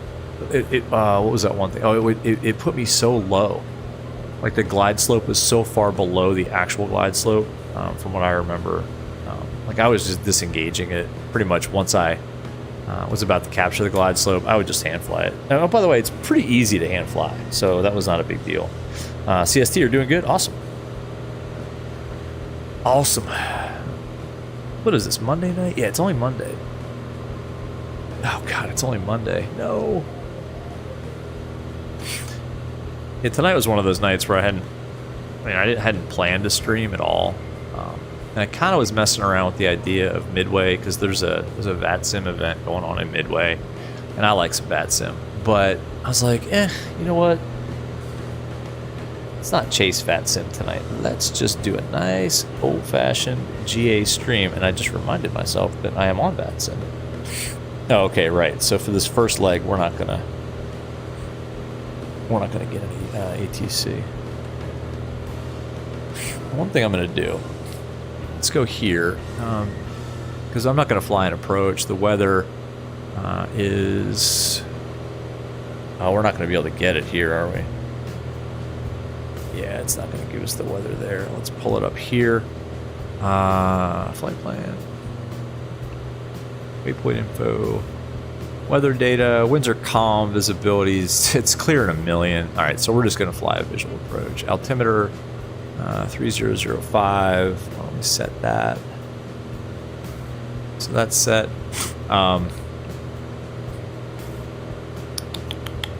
Let's do this for VNAV purposes. Let's set at 0 feet AGL. So that'll give us a good idea of when we want to descend. Let's save that. And that should give us a TOD point on the map. So we don't have to calculate it manually. Yeah, there it is. Okay, cool. Let's go back here. Oops. I love having all this on the right on the touchscreen. I got to get one of these. I really do. Waypoint info, runways. Alright, so it's left traffic. So standard traffic pattern. Why don't we just enter a left base and we'll take runway 21. Sound good? Cool. Because it looks like that'll roll us out nicely. We'll make a right turn into the... we'll make a right turn and then just pull into the FBO. Actually, the terminal. We'll pick my buddy up at the terminal, just like we did in real life. But I'm not going to shut the engine down, because when I shut the engine down in this thing, MSFS does that thing where it kind of resets everything. It takes all the windows away. It's a pain in the butt. Cool. Mike, apparently Tomahawk goes into a death spin, but others say it's not impossible, just difficult. Okay, well, I'd rather not spin it then. It goes into a death spin. A little bit of a passenger view here. Nice. I like that this one has the curtains too. My Aero doesn't have curtains. Not sure why you would need that. There's nobody flying the plane.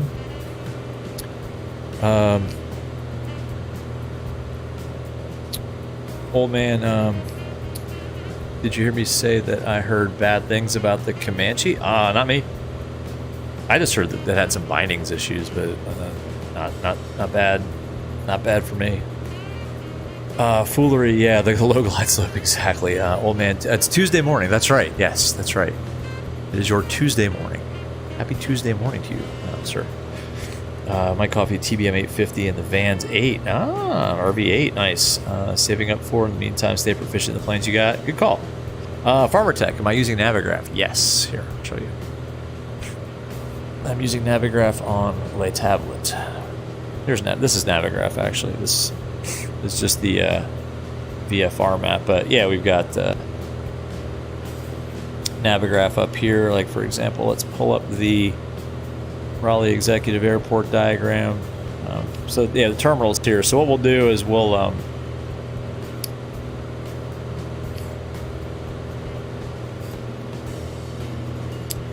well, let's do this. We will enter. All right, we'll do this the right way. We'll cross midfield. We'll enter a teardrop, left downwind 21, and airport elevations, call it 250 feet. So we'll want to stay 500 feet above the traffic pattern. So let's go ahead and amend that altitude, actually. Let's go here. Normally I would just do all of it manually.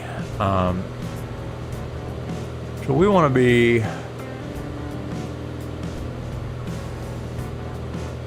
$1,800 feet. I'm sorry. 1,800 feet. We want to be, call it 800 feet AGO.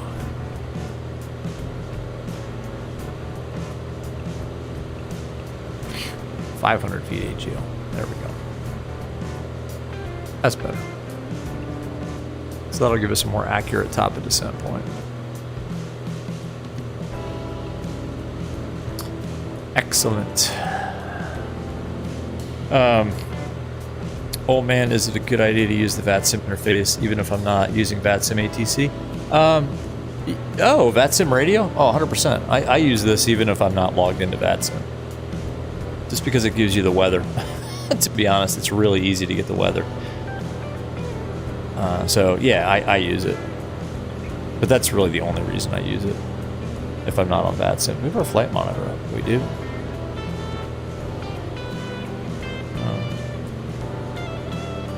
I'm getting some weird stutters. They're not like hourglassy stutters, but they're not good. Not making me very happy. Oh, sorry, Ginge, you just landed. It took ages to land. What were you flying again? I forget.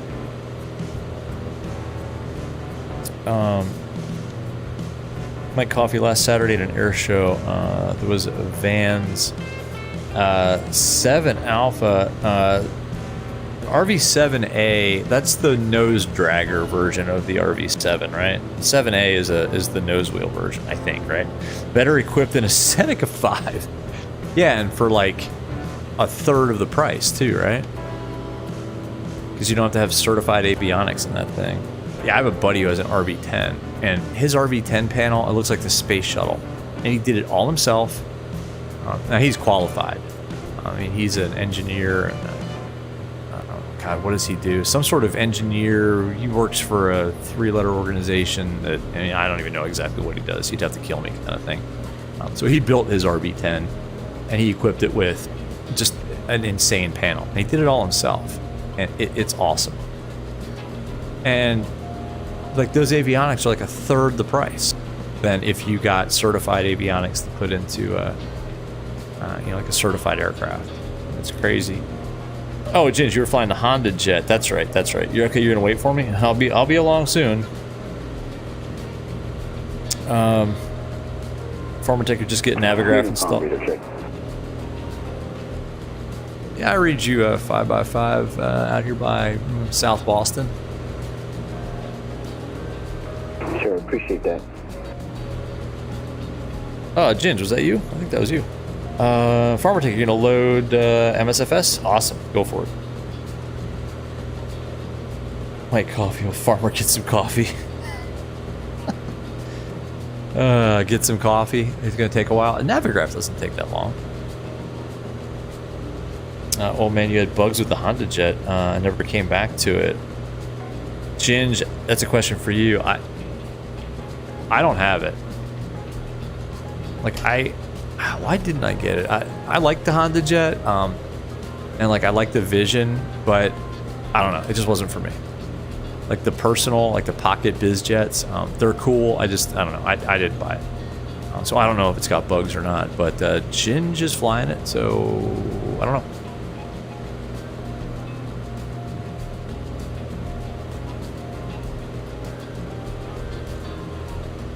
Probably like a lot of aircraft in MSFS. I mean, they all have their little quirks and bugs. But just like how bad are the bugs? You know, can you work around them?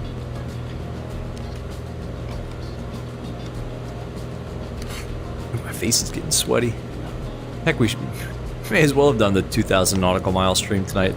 These flights are going to take 4 hours anyway in this slow aero. What are we making? 143 knots across the ground. Indicated 128. It's pretty pathetic.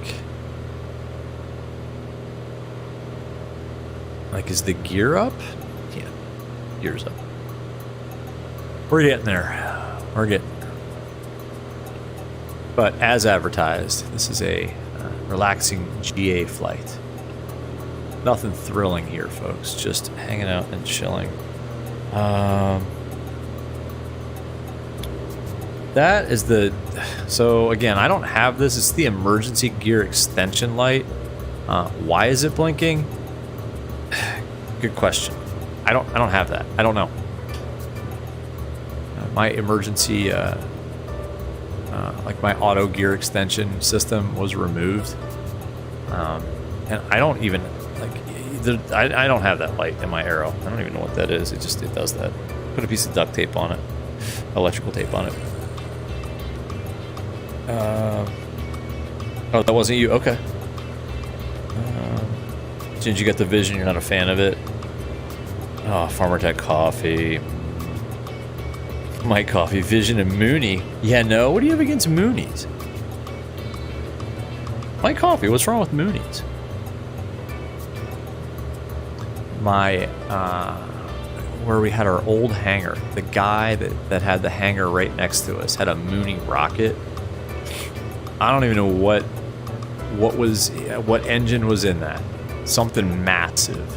I mean, this thing had speed brakes. It was so fast. Now, he was an A&P. He was actually a really well-regarded A&P who owned a repair station on the field at Manassas, and he retired.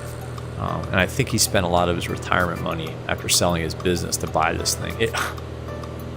I mean, it was nuts. I mean, so fast. And again, like, he put a bunch of avionics in it, but he didn't have to pay for labor because he did it himself. Like, he had twin, like, G3Xs, a 750 NXI. I mean, all kinds. Like, the whole panel was glass. We looked at a Mooney too. It was what the heck was it? An M20 maybe. Before we bought the Aero, but it was a beat up Mooney. It was like the deal breaker was the windscreens. The plexiglass was like so crazed and scratched that when we pulled it out into the sun, like, I could barely see out of it. And then the guy who was selling it, he was flying it. Where was he going? Winchester. He was going out to Winchester to pick something up. He's like, "Hey, do you want to ride in it? Went out to Winchester. You can, see how it flies." And we're both like, "Nah, we're gonna pass. Thanks." Like, if I can't see out of your windscreen, probably not gonna fly with you. Yes. Oh man, yeah, I got one too.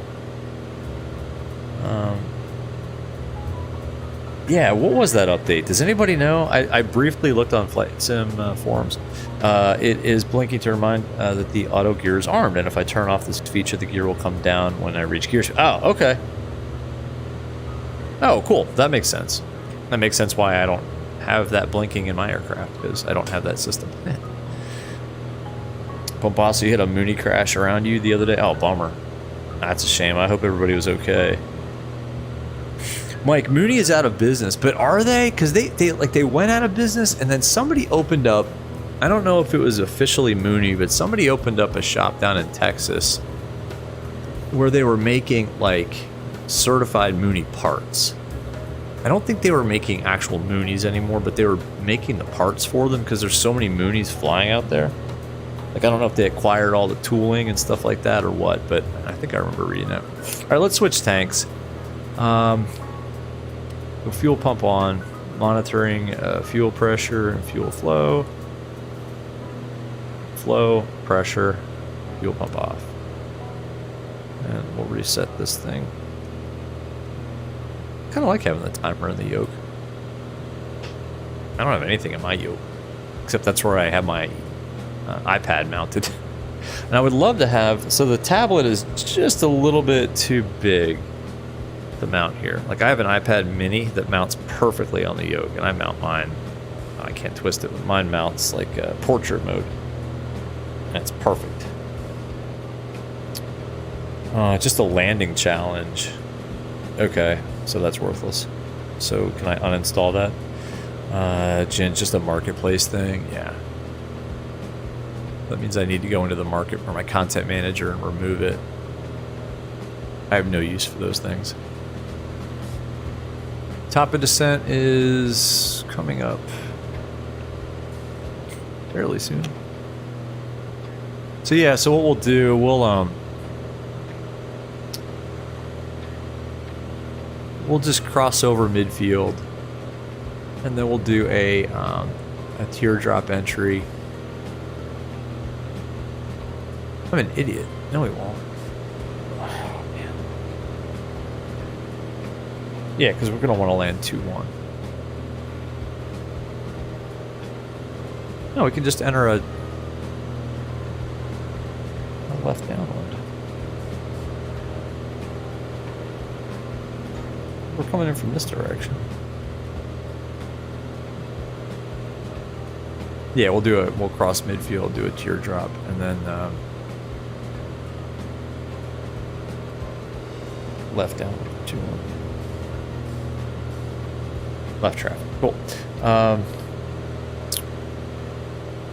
Farmer Tech, when did they put out an update? Yeah, I had one today, but apparently it's just a marketplace update, a landing challenge or whatever. My coffee Moonies have limited space for comfort. That is the knock against Moonies, right? Is that people think they're not spacious. They're just, to me, they're just different. Like, you sit down, it's almost like when you sit like in a sports car, like you sit almost on the floor. Like, that's how a Mooney is to me. Like, the Aero, you sit up on a chair. Like, in a Mooney, you're down on the floor almost.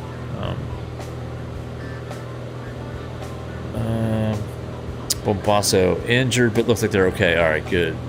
Well, then they did a good job, I guess, getting it down. Old man, new question. On top of descent, do I do a calculation of speed and distance? What I do, I use so it's like the rule of 3 that we use, for airliners.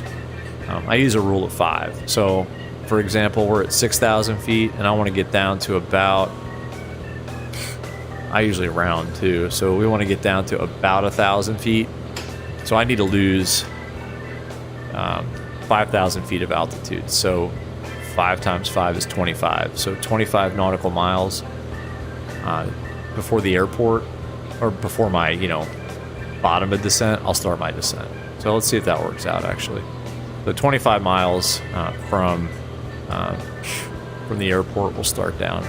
And then and that gives me a good, that's at a 500 feet per minute descent rate, which is, gentle on the ears. If I have passengers, I mean, I'll descend faster than that if I have to, but that just gives a good, just a good descent rate. I'm sorry, a good comfortable descent is at 500 feet per minute. Good question. Oh man, I try to just shoot for 500 feet per minute in the real Aero. And no, that's not a new question at all. Ginge, it was the Red Bull Bullseye Landing Challenge. That sounds pretty worthless. And Mike, yeah, any question is good. Most of them I can't answer. Farmer Tech, the tablet, that is the flightsimulator.me, M-E, all in one tablet. I got a video up on the channel on it if you want to check it out. Just go to the videos section of the channel. JB Gaming, what's up, man? Oh, you're getting a new PC i7 4060. Oh, that'll work. That'll work. Yeah, you'll like that. That'll be good for whatever you want to throw at it. You're gonna do VR with it, JB? Mike says you need a new case just for the video card.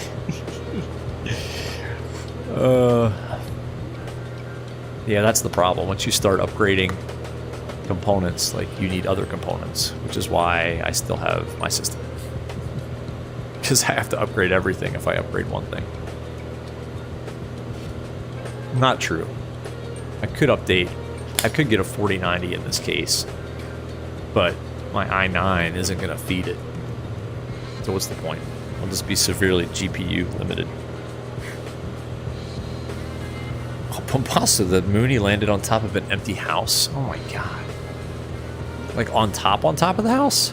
And everybody lived. Wow. That's crazy. Yeah, Farmer Tech, check out that video, or just go to flightsimulator.me.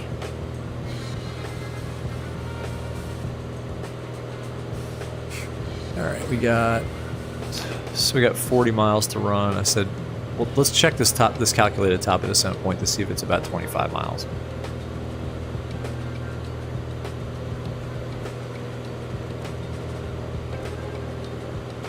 We can also do this, I think.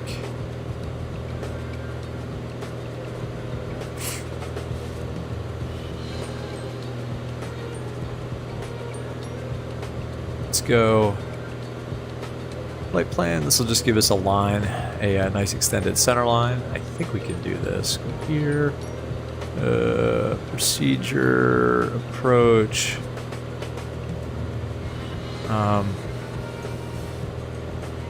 We said we're doing visual 2-1, right?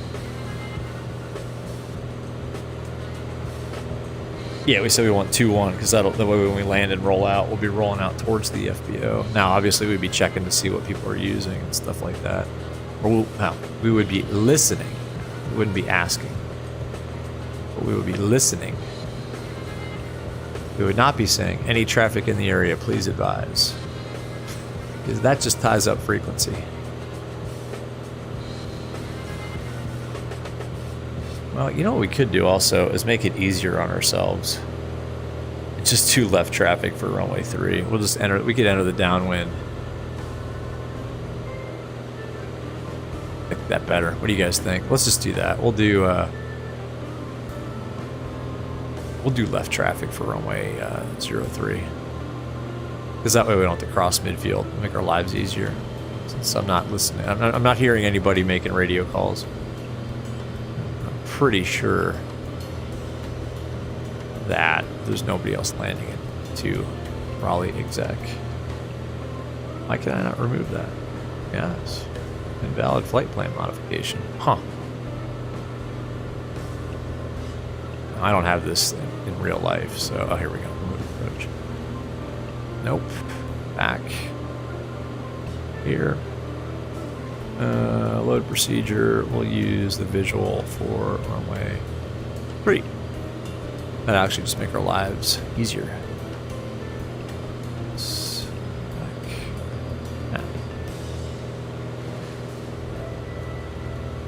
Yeah, look, that puts us on a nice left downwind. Perfect. Mike, you got a 2060 video card and an AMD board and other good stuff, and it runs the sim great. Yeah, man, if it ain't broke, don't fix it. We have traffic behind us. 1,200 feet below us. Where? I don't see traffic. Yeah, the sim's looking good, right? Fly by. flyby in an Aero. World's slowest flyby. Anyway, Liberty Flight, what's up? How you doing, man? Where are we? What's going on? Oh, not much. Just a relaxing GA stream, man. And the Aero, what's up? Liberty Flight flies all kinds of cool airplanes. Yeah, Liberty, you've got the A2A Comanche, right? You guys, if you haven't already, go check out Liberty Flight's channel also. He flies like a million different airplanes over there. But yeah, man, we're going from Manassas, Virginia down to Raleigh Exec, TTA. Babasso, yes. Oh, that's a miracle everybody live in. My coffee, no, you have to pay for that tablet. You gotta pay for it. My coffee, don't. This guy's a real pilot, take notes. No, Liberty Flight, nothing on this channel should be used for real world or sim training. Big disclaimer. Listen, don't take detailed notes. But what's going on, man? Good to see you. It was good to, man, finally good to catch one of your streams the other night too. That was good fun. That was good fun. Oh, that was in the Comanche. I saw. So Liberty, you streamed the Comanche like the day that it came out. That's right. That was awesome. Yeah, you picked it up last week. That's right, because that's when I caught your stream. I think it was last week. It's always fun hanging out on Liberty Flight's streams. I like the way too, like you have, like I don't know how you set it up, but you've got, I think it like reads the chat, so you don't even have to look at it. You could just listen for it. It's pretty cool. I like that. So like when I type something, a couple seconds later, the Microsoft Voice reads it back. It's pretty cool the way you get that set up. Oh, Zyro's here. What's going on? F-22 air support inbound. Actually, there is something tailing us, Zyro. To our 5 o'clock, 2,400 feet below us. Maybe you could take care of that bogey that is on our 5 o'clock. But what's up, Zyro? Manassas, is that in your molasses? No, it's not. It's a Native American name, I think. Actually, it's a pretty old town. You guys are into U.S. Civil War history. There were actually 2 major battles during the U.S. Civil War that were fought right around Manassas, Virginia, different times. It used to be a big rail junction. So it was a pretty strategically important little place back in the day. Now, it's not very strategically important to anything. No offense to anybody who lives in the Manassas area.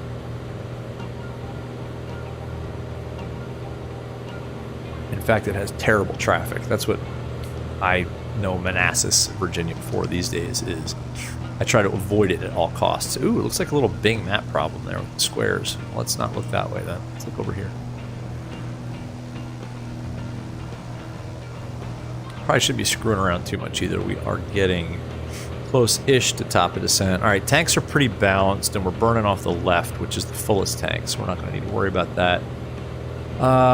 That's 25 miles. Although, we kind of want to lose all of this altitude. You know what? Let's go ahead and start our descent. All right. So we're going to disengage the altitude hold, and I'm going to pull this back to about, in my aircraft, it's about 20 inches of manifold pressure.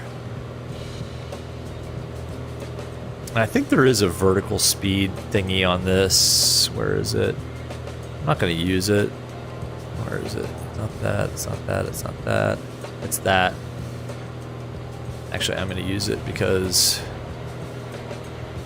my aircraft does have a vertical speed mode. We're going to maintain 500 feet per minute. We got the power pulled back to 20 inches. We're going to enrich in the mixture a little bit. Too bad I can't tell exactly where it sits in terms of the fuel flow because that's broken somehow. All right, let's keep it coming down here. 500 feet per minute. There we go. This should give us a bottom of descent banana. Where is it? Oh. I guess not.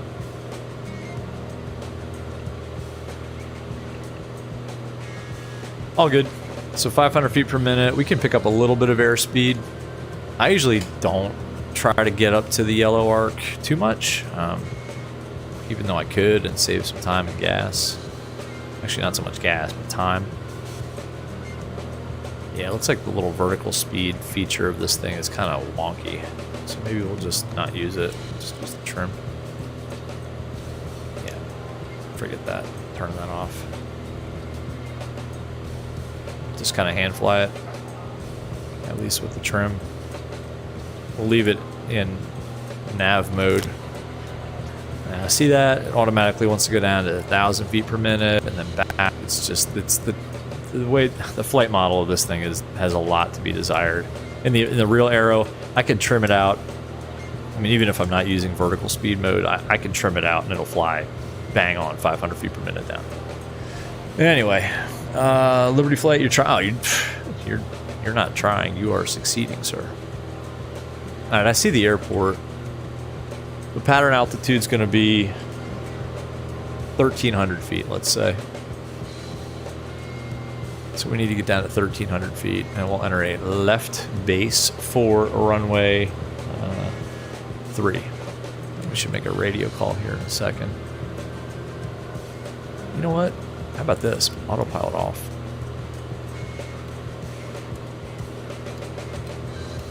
There. We'll just hand fly it. Vertical track. Yeah. We're already descending.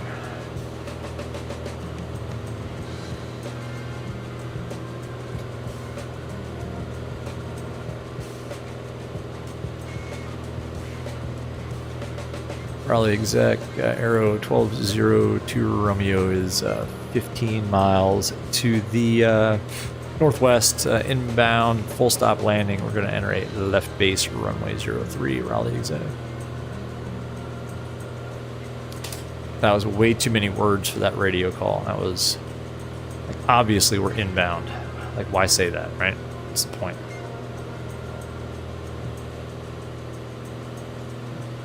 All right. Put our landing lights on at this point.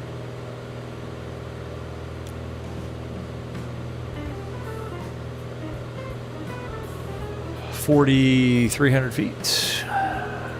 Come down a little faster. Shack rate. Oh, good timing too, guys. Just when I can't chat. All right, everybody from Captain Shaquille Oatmeal's channel, welcome. Thank you for the raid. I cannot chat with you. Well, I can try. JJ, what's up? Colonel Indiana Longnuts, what's up, man? I can read all these and we'll crash. That's all good. Captain Shack, what's up? Good timing, man. You want to make me auger this arrow into the ground, reading all your chats, man? What's up? Yeah, Zablox, what's up? Liberty Flight, this is a JustFlight. JustFlight Aero 2. Ginge, Chief Pilot. There are now 2 Chief Pilots. Ginge, thank you for the membership at Chief Pilot level. Ginge, man, I appreciate the membership. I hope you do too. That is epic. I'm glad you're enjoying the channel enough to become a member at that level. Custom emojis you can use in chat. Check out. I don't have an exclamation point perks for benefits, but you can check out your benefits on the YouTube channel on the membership thingy there, pro streamer style. Anyway, Ginge, thank you for your continued support. It's been awesome having you on these streams recently in the chats, and yeah, welcome to Chief Pilot. Zoblox, you just landed at, oh man, 84 feet per minute, 777 at Southampton. Well done, sir. That is an amazing feat, actually. Yeah, see, we're a little high. Pull a little more power here. As we descend, obviously, the manifold pressure is going to need to come back a little bit more. All right, so our altimeter is already set 3005. We got the weather before. There's no ATIS. Let's see if we can fly a half-decent pattern here now. Just no words, love the energy in the flight. Oh, awesome. That's thanks to all y'all. Like I said on a lot of these streams, I'm pretty much the person who fires up the stream. The energy comes from you guys. I'm just glad you're enjoying this stuff as much as I am, because I have a heck of a lot of fun. Can we do an outside view without crashing in the descent? No, because I can't trim this out good enough. I really can't. All right, one outside view. There we go. Real quick, like. It's the world's busiest untowered airport. It's not, but it seems like it. Like, if we were doing this in real life right now, we would be competing with, like, biz jets flying approaches, like Cirrus just bombing in straight into the pattern. I don't know, somebody in a J3 Cub not making radio calls. I mean, it's a mess here. It's a mess. Zablak, smooth weather. Yeah, yes, it's clear in a million. There's no wind. It's almost like the weather's broken, but that's what I pulled off the ATIS. So we got to pick our runway, and we're picking 03. So we're going to do a left downwind 03, easy pattern entry here. And we're going to do it at 1,300 feet. And we're at 2,300 right now. We got 1,000 to lose. We're looking pretty good. Pull a little more power out, to be honest with you. Start to get slowed down. Yeah, it's a direct... It's kind of a 45 left downwind, actually. Raleigh Exec traffic. Arrow 1202 Romeo is 6 miles northwest. Going to enter 45 left downwind 03. Full stop, Raleigh Exec. Now that was a better CTAF call. Now, of course, I would have been blocked by like 7 other CTAF frequencies and people making long-winded radio calls and blah, blah, blah. 2,000 feet for 13. All right, Gumps check gas is on the fullest tank, which is the left. We're really balanced, so that's good. Undercarriage, not yet. Mixture, we'll just go full rich. Props, not yet. Switches, landing lights on. Fuel pump will come on later. Seatbelts on. You get your seatbelt on. Yep, okay, good. Me too.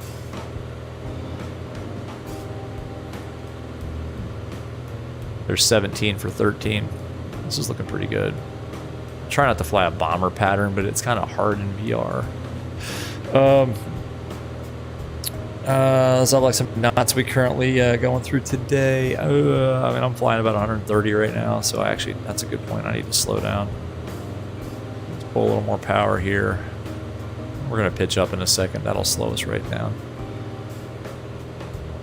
Left downwind for 03. We can go ahead and bug that here. There we go. There's 1,300 feet. Traffic, Cirrus 514 Tango, currently 15 miles from the northeast. We're doing a left downwind to runway 3. Awesome. Riley. That's a good radio call right there. All right, now is when it gets a little tricky with this thing because I can't trim it out. Let's pull more power out. Kind of a wide pattern, but that's okay. Jake plays, what's up? You're back? Sorry, no problem. All right, I got to go sterile cockpit here because we're Raleigh Exec, Arrow 1202 Romeo's now on the left downwind 03, full stop. Raleigh Exec. 1,300 feet. What are we at? About 110 knots. We can slow that down. So we fly the pattern. Oh, this is in knots. We'll do it at 190, 80. And we'll try to be across the numbers around, what, 70? Sounds right. There's Raleigh Executive. Yeah, this is looking pretty good. Alright, so we'll go gear down, beam the numbers.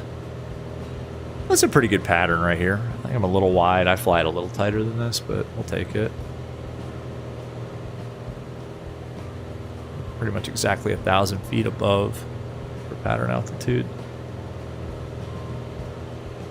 Beam the touchdown point, we'll drop the gear. Let's go gear down. All right, gear down. Fuel pump on. Mixture's full rich. Let's pull this back to 17. We're in flaps. Range, flaps 1. Get it slowed down to 90 and start descending. There we go. Let's trim it out. Yeah, sorry everybody in chat. I am going to have to focus or else we're not going to do very good here. We're not going to do very good here anyway, but anyway, CST, let's butter this thing. That's right. Oh, you're on again? You're on the apron. Okay, cool. Change. There's 90. This is looking pretty good.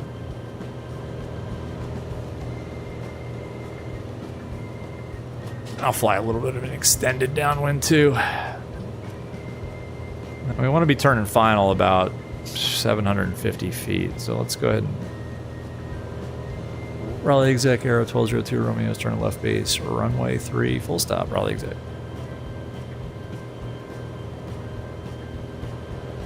Alright. Gears down 3 green, mixture is full ridge. Let's go second notch of flaps. Let's go props. Pull forward. Alright. Feel like we're low. We're low. Alright, we're at 80 knots though, so that's pretty good. There's no traffic on final. I don't see anybody coming down on opposite final. 500. Yeah, we're pretty low. It's 500 feet. That's where we should be turning final, so let's power up a little bit.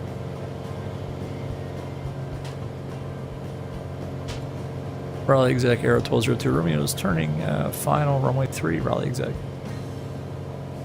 Raleigh Exec, Sirius House 1 Tango, entering downwind for left, runway 3, Raleigh. Alright, someone's coming in behind us. That's cool.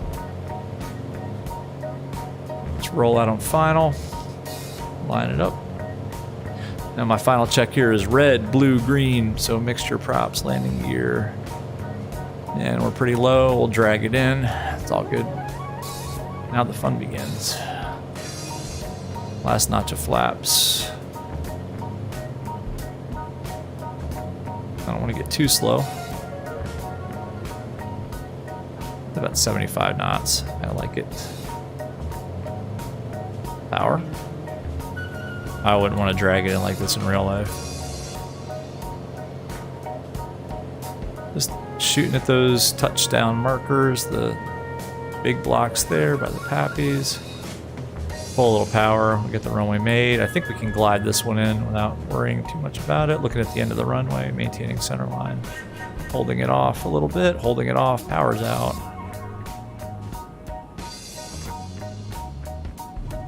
I thought that was pretty good. Dump the flaps, aero braking. The yoke would be in my lap right now. We'll take the next one if we can get to it. I'm trying to hold the yoke back, but it wants to rotate again in this airplane, so I can't pull it back too much. All right. I'll take this left. I think that felt pretty good. I don't know. I think it's actually harder to land this in the sim than it is in real life. Let's make sure our RPMs are up. I'll lean the mixture a little bit on the ground here. Left base for runway 3, Raleigh. Alright, let's stop it here. Raleigh Exec Aero 1202 Romeo, clear runway 3, Raleigh Exec. Alright, cool. Fuel pump is off. Landing light can also come off. Mixture is lean for ground operations. Flaps are fully retracted. Alright, cool. Tango on time for runway 3, Raleigh. Ginge, you're on the apron. I think I see you because the model matching is showing you as some like massive jet. So yeah, I think that's you. We'll check the landing rate when we get back to the terminal there. This isn't quite what it looks like in real life. There are some pretty big hangars. This might be one of those airports. It's a small GA untowered airport where they just didn't take the time to place buildings where buildings should go. There we go. Ooh, we're trucking.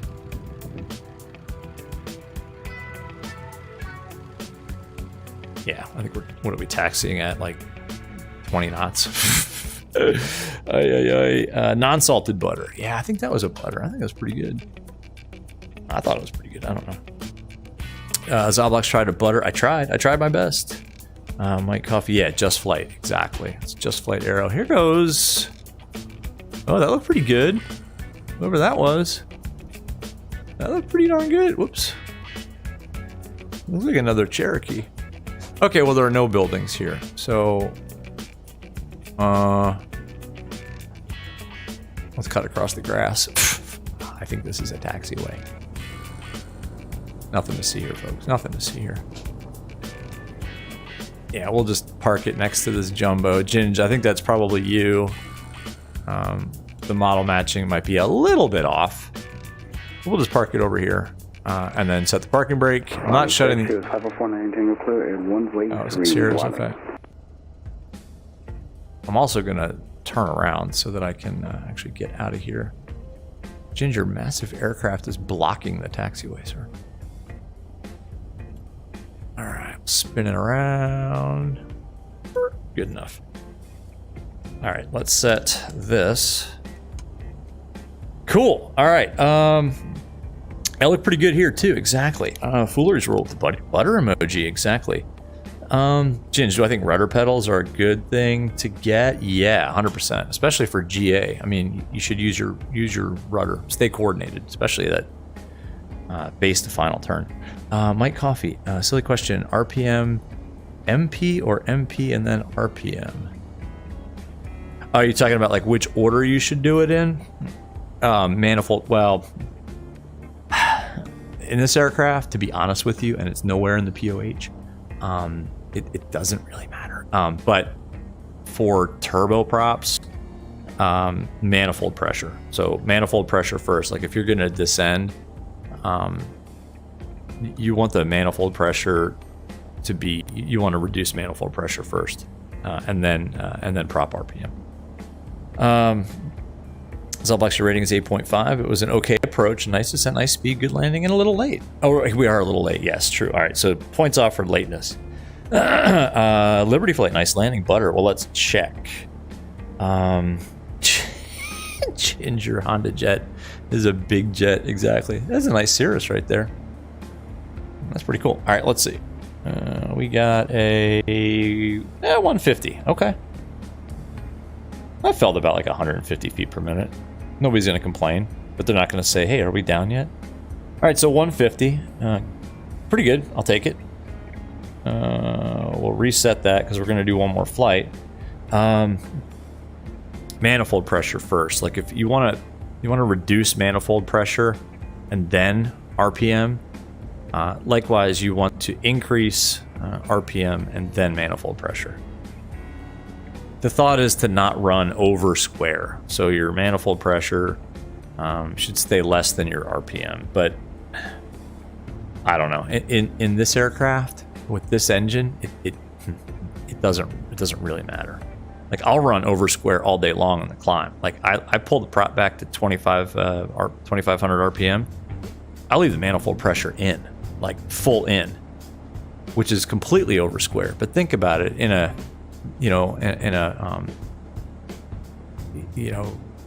non-constant speed prop, in a fixed pitch prop like your Cessna 172. When you take off, you're running over square. You can't fix it, but you are. So yeah. But a lot of flight instructors will teach, don't ever run over square because the world will end and all puppies in the area will disintegrate and bad things will happen, and it's just they think it's the worst thing in the world, but it's not. Cool. All right, let me pull out my iPad because we're going to now go to Grand Strand, Myrtle Beach, and this will be a shorter flight, I think. I don't even know what time it is, but this is too much fun. Let's keep it going. Let's go to our flight plan. Let's clear it. Delete. Yep. And let's go from, where are we? Okay. Actually, let's just do this. It's easier. TTA. Grand Strand is CRE, so it's Kilo Charlie Romeo Echo. Grand Strand, that's Myrtle Beach. It's the smaller airport at Myrtle Beach. Enter an hour. Okay. Stand by 1 second. I got to get my iPad out, and let's pull up our second flight plan. Oh, it's only 9:45. Okay, we're good. Hang on a second here, folks. Where's my browser? There it is. Sim brief open on my iPad. We're gonna go TTA to KCRE. We're gonna go. Where's the time? Hold on a second. Sync up the time.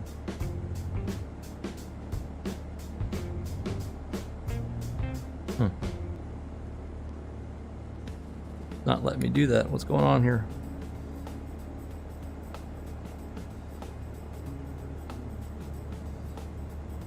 Hang on a second, folks. Nothing's working. Now my iPad isn't working. Come on. Always something. There we go. I don't want to install SimBrief. No.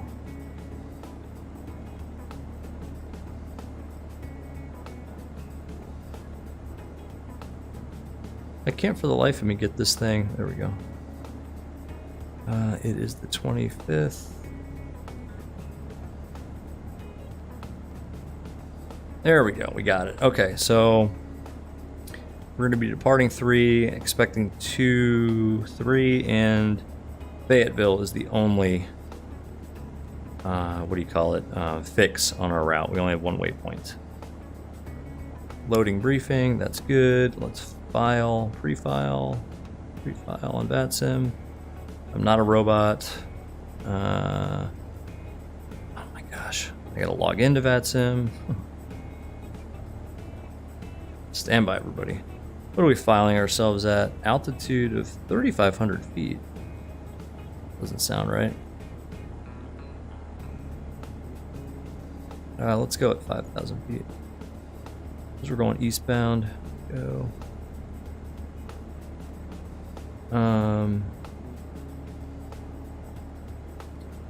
Sorry this is taking so long, guys. Hold on.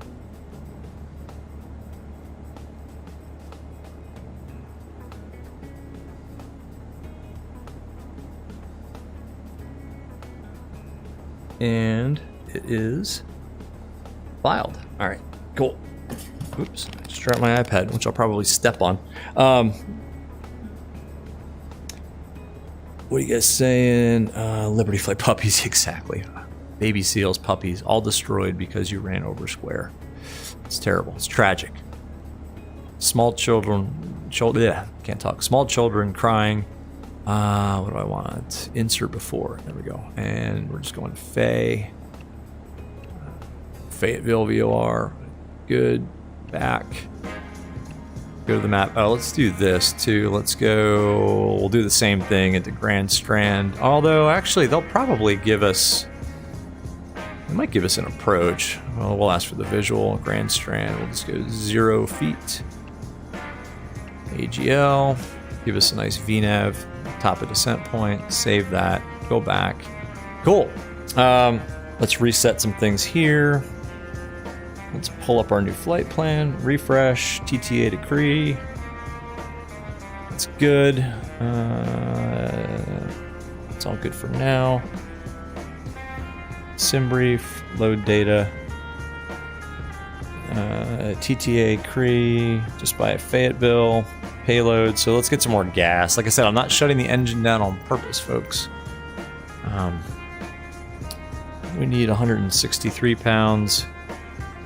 We still have 183, but let's give ourselves a little more. There we go. That should be plenty. Can never have enough gas.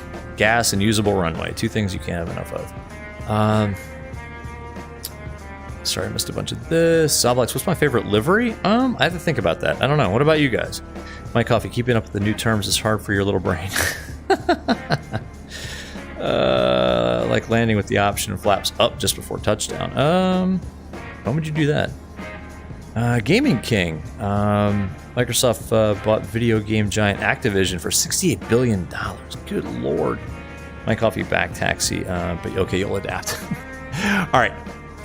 You know what? One thing before we really get started here, I need to take a quick break because we've been streaming for a little while. So let me do one thing. Let's pull up. Let's reset this. Let's close that. Let's pull up our new charts. Lights. Unload. I love how you can do all this in VR, by the way. It's just awesome. TTA-KCRE. That's great. We don't really need a whole lot here. I guess we could pull up the approaches in case we need it. ILS 23. I'll pull up the RNAV too just in case we get that. And that's all we need. Okay. Personally, Delta, Royal Air Maroc, and a lot more. I like Southwest. I don't know. Is that too much? I like Spirit, the yellow one, the banana. All right, guys, give me a minute just to go take a bio break before we get out of here. on our way to Grand Strand. I'm just gonna put the headset down. I'm not gonna pop the BRB screen up. So just stand by 1 second. If somebody could put like BRB in the chat, that'd be cool because I can't do it.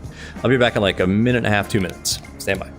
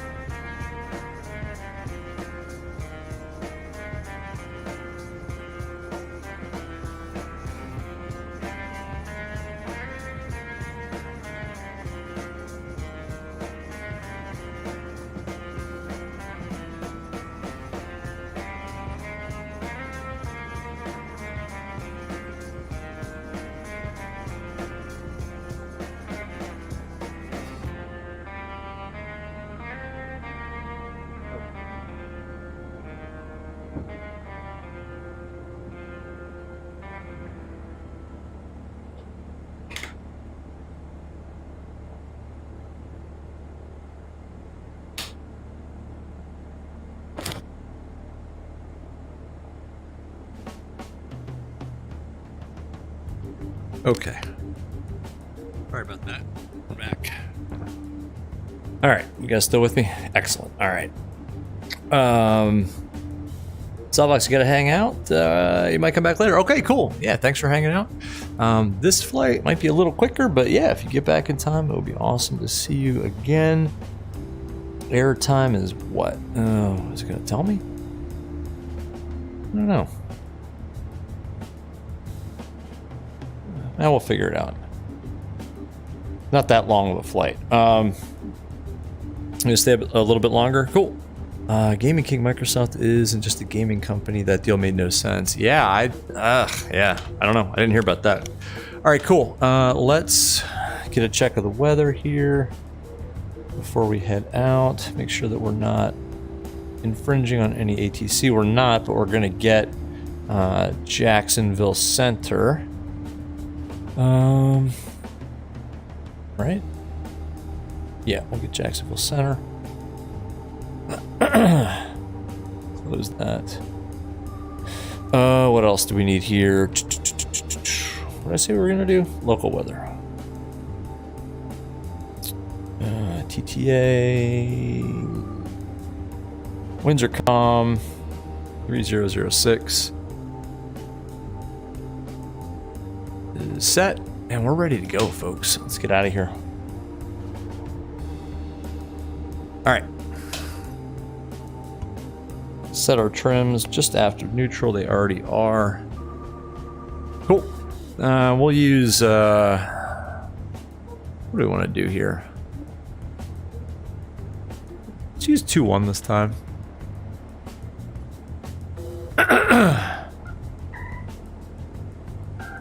No. Yeah, let's use 2-1. On Alpha. Let's go way around this. It's not a Honda Jet. If that's a Honda Jet, they must have a new model. I don't know. Raleigh Exec traffic, Aero 1202 Romeo is going to be taxiing runway 21. I'm sorry, we'll taxi runway 3 on Alpha, Raleigh Exec. We'll just use runway 3, it's closer. Cool. Sounds like a best friend of yours did something you can't even do, a 12-hour flight. Oh my god, I hope it wasn't in VR. If I try to flight a 12-hour flight in VR, I don't think I'd ever recover. I could do it in 2D. I would probably go to sleep in the cruise.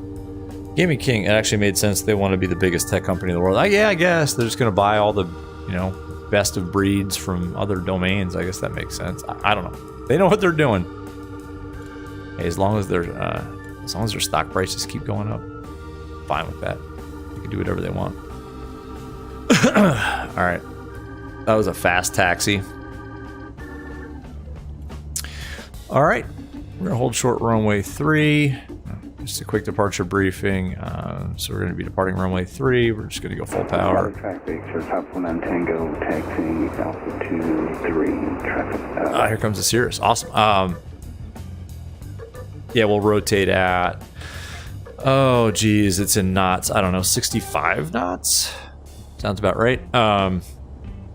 If we lose an engine under 800 feet, AGL, so it's about, I'm sorry, about 900 feet. MSL, we will continue straight out, find a field to land in. Anything over that, we will turn back around, head back to the airport, land on 2-1. That's it. Seatbelts, yep, cool. We're squawking 2000, we're on Unicom. So lights, camera, that's the transponder, action, so that's mixture, prop. Trims I already set. Let's reset this. Raleigh Exec traffic, Aero 1202 Romeo is departing runway 03. We'll depart the pattern off to the south, Raleigh. So we'll fly the traffic pattern around and then depart. Oops. How do I reset this again? I have to stop it and then reset it and then start it. There we go. Runway 3, we'll just take it on the roll. Here we go. Let's go to Myrtle Beach, Grand Strand. Engine indications are normal. Airspeed is alive. Here's 65. Rotate. Pitch for 90. There's positive rate, no more runway, gear up. Push the nose over a little bit, trim, airspeed build. All right, we're up. Toga's in chat, I forgot. Sirius Harbor 49 Tango, departing runway 03 and departing to the south. Toga's in chat, everybody. Sublex, so I think I could land with a joystick. Probably. Raleigh Exec traffic, Aero 1202 Romeo is turning left, crosswind, runway 3. Again, we're going to depart the pattern off to the south, Raleigh Exec.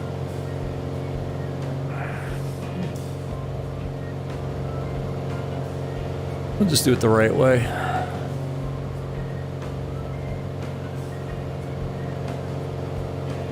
Where's the Cirrus? I see them at the Cirrus is kind of down there taxiing for the departure and runway 3 there.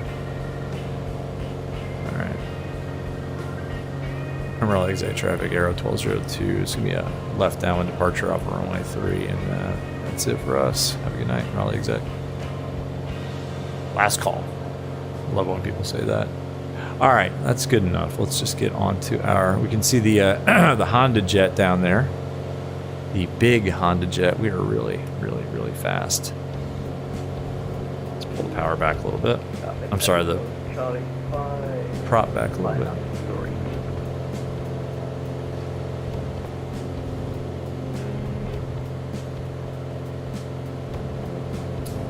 Yeah, this isn't normally how you do this. We're cutting across landing traffic, but there's nobody. It's all good.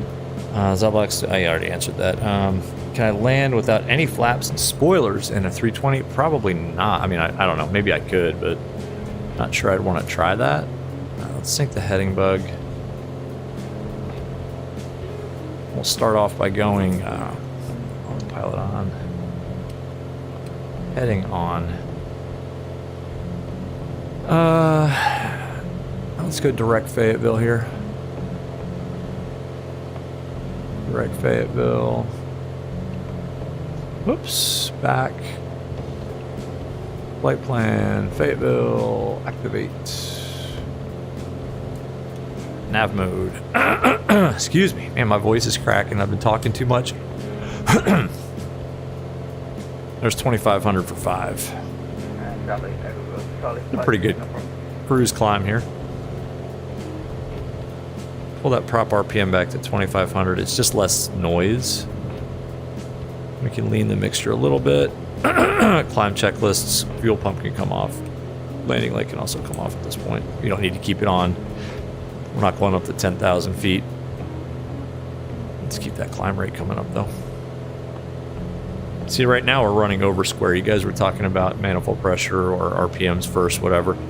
In this engine, with this engine in this aircraft, I'll leave power in all the way up. All the way up. Mike Coffee, welcome back. What's up? Let's actually tune. Oh, did they log off? Oh, we're gonna get no ATC tonight. No, Jacksonville 127875. Where'd they go? Oh, there we go. Jacksonville Center. Standby. Yeah, this isn't working for some reason. Maybe this is like an AAU 2 update thing, but this no longer syncs for some reason, which kind of sucks.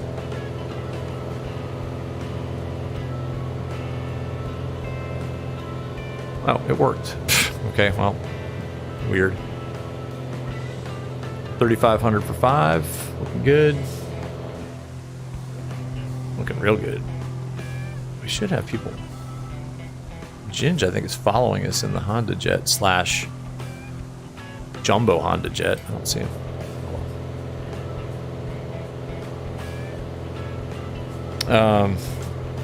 Cruising altitude, Zoblox 5,000 feet today. Just 5,000 feet.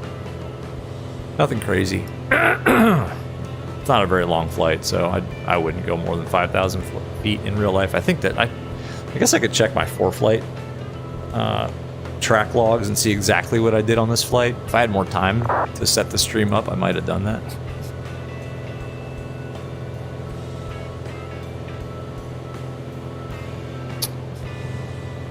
But yeah, unless the winds are like really favorable at 7 versus 5, I would just stay at 5.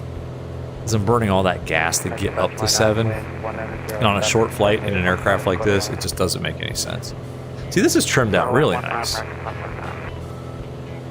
Got about 110 knots indicated, doing 600 feet per minute up. That's pretty accurate.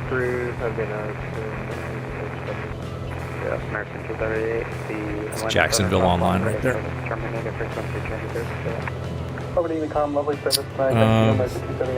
Mike Coffee over square. Yeah, but as you can see, now we're not. As we climb, and the barometric pressure, I mean, the manifold pressure gauge is basically a barometer.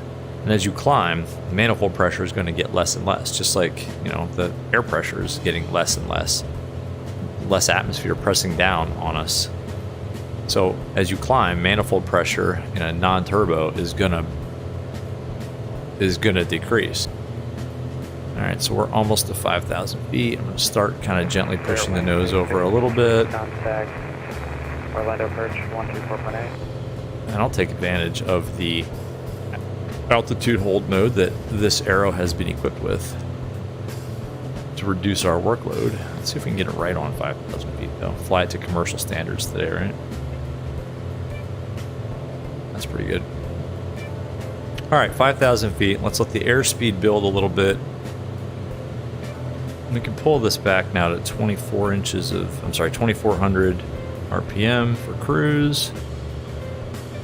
Let's show 124, probably normally heading, normally 26. And we can pull this back to 24 inches of manifold pressure. Now I will square it off, and I will pull the mixture a little. See, as I'm pulling that mixture knob, the fuel flow is not changing, which is really irritating. So I'm gonna leave it right there again. That's what mine kind of looks like in the real Aero.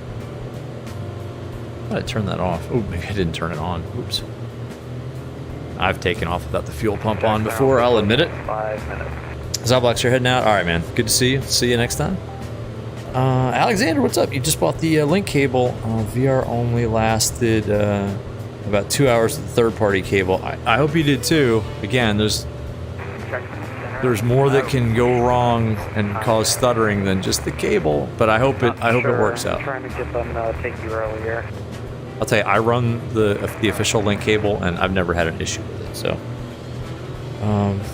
Mike, before you go, Comanche 3, wait until all the bugs are fixed. Oh yeah, okay, You know, and maybe on sale later. Give them a call, 135.17. You already have 17 paid aircraft. You got a lot of payware, man.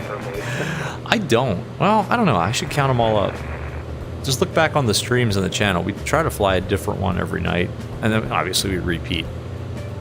Try to vary it though. I think we got a good mix here, but thanks to Wrong Side, man. Wrong Side Simulations pretty much donated us this evening as an absolute legend. Donated us a Comanche.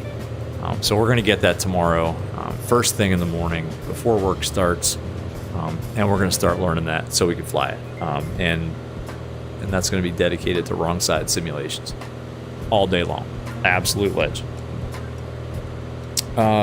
My coffee, which Aero, T-tail or not? Oh yeah, no, I have a, the T-tail is the Aero, I think the Aero 4 had the T-tail. I've never flown a T-tail Aero before. I'd imagine they handle differently. I don't know a whole lot about them. Yeah, no, I fly it's a 69 Aero, and it's got the 257, I'm closing. the stabulator in the right place. Let's check the map.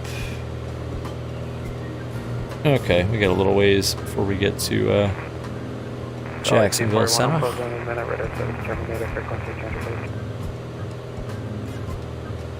That was weird before, like this wasn't working. Let's see if I can get it to work now.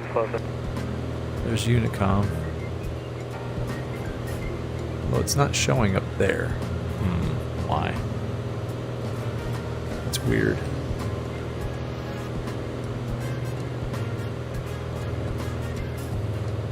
Yeah, I don't get it. Huh. Anyway.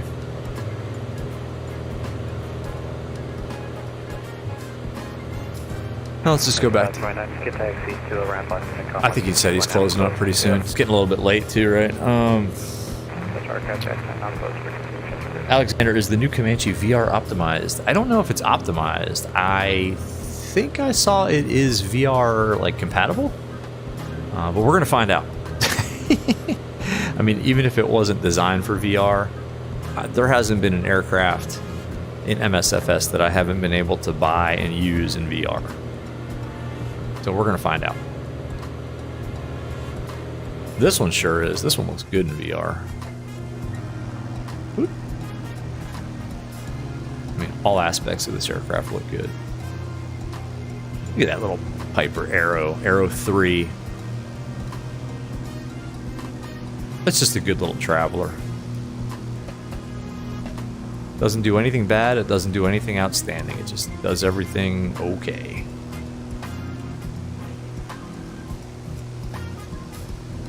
I like this plane. I'm glad we streamed it. It had been a while.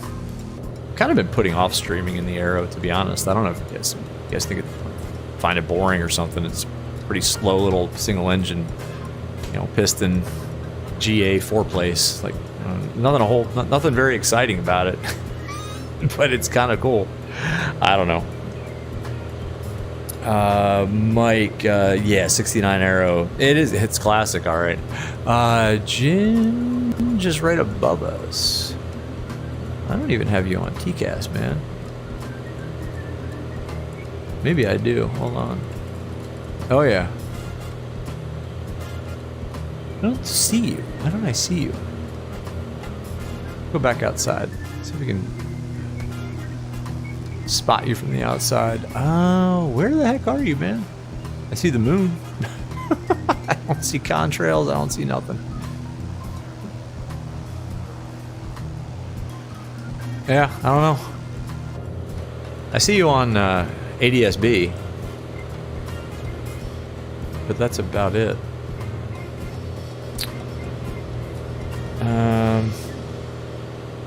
Oh, you're right above. Oh, 6 o'clock. No, now you're off my 12. You passed. Oh, there you are. There he is. Look. I got to keep my voice down a little bit. My daughter's asleep next door. Or in the next room. Whoops. There he goes. Nice Honda Jet. Man, they really made some improvements to that thing. That's awesome.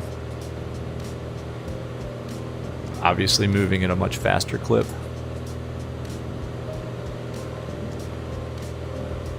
Yeah, you're going to be there in half the time that we are. That's awesome. There he goes. I like it when y'all fly online, like when I do these flights. That's why I post the routes and the time that, you know, the streams start and all that stuff, so in case you guys want to hop on and fly the routes too. It's more fun. 200 knots. Ay. Yeah, we're doing 140 over the ground. About 130 indicated. My coffee saw a mid-70s Aero for sale, asking 165,000, even Canadian. That's crazy. Oh man, if I told you what we paid for our Aero several years ago, yeah, it was not even close to that. One, we got a really good deal. It's a really good Aero, well maintained by an A&P IA. I think he may have lost his medical, unfortunately. He didn't really say why he was selling it, but I mean, it was well taken care of. It was upgraded. It's got all the speed mods like flap gap seals, aileron gap seals, custom wingtips. What else? It's got a GNS 430, which is good enough. Come on. True Track Vision. Dual axis autopilot. It'll fly LPV approaches. Couples to an Aspen EFD 1000 Pro Max. Anyway, yeah, it's pretty well equipped little Aero, and we got it for a song. High time engine. Our engine, when we bought it, I think it had close to 1,700 hours, and we're over TBO at this point. But if you read Mike Bush, he's a pretty well respected A&P, and TBO is just the number. The time before overhaul number on a IO360 C1C is 2,000 hours, and we're over that at this point, but still makes good power. And we did have to have a cylinder replaced, but still compressions are now really good. Doesn't burn more oil than normal. They all burn a lot of oil because of the sloppy tolerances that are designed into these engines. But anyway, yeah. My coffee, always check the logbook since the last inspection. Yeah, I mean, we went through the logs. I mean, the plane had the logs going back since it was new. So yeah, we looked through the logs: propeller log, engine log, aircraft log. Yeah, and it had a. Did it have an annual? It wasn't out of annual, but it wasn't like just out of it. It was current, but it wasn't like it had just had an annual put on it to sell, because that's a racket. You always have to have an independent inspector go over it for pre-buy, and we had that. Everything checked out. And we flew it home from Florida. Drove down from the DC area one day. Did the drive in one day, split the drive, and Did a couple test flights the day we got down there. No, the day we got down there, we were tired. We went to bed. The next day, got up early, did some test flights, talked to the seller, did a couple more test flights, and handed him an envelope full of cash. No, handed him an envelope with a cashier's check in it. Jen, you got the stream in your first officer seat. That's awesome.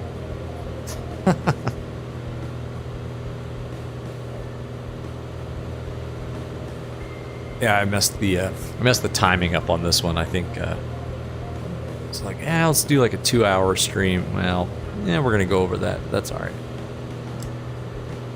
But now this leg is a lot shorter. Let's see. Yeah, cumulative distance to Grand Strand is 70 miles. So no worries there. What's the weather like in KCRE?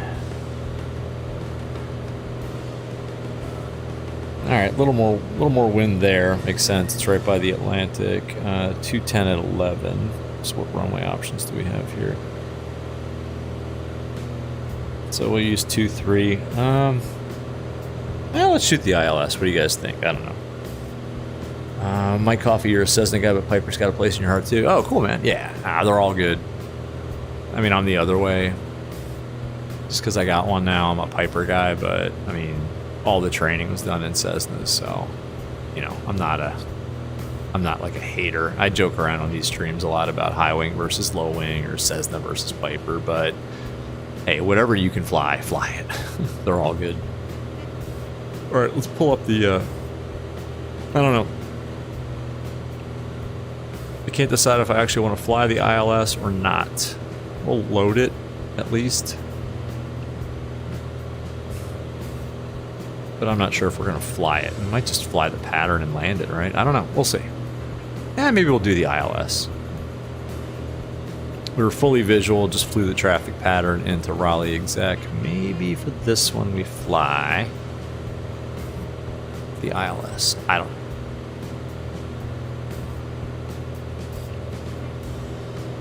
What does the ILS look like anyway? Yeah, let's do the ILS. Why not, right? Come on.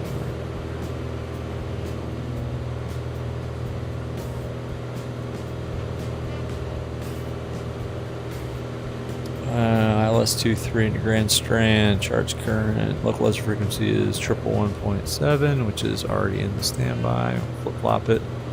Final approach course 234. This approach, climb 1,000 feet, then a left turn 2,000 feet, direct Grand Strand VOR and hold. Continue climbing the hold to 2,000 feet. The DA for this ILS approach 230 feet.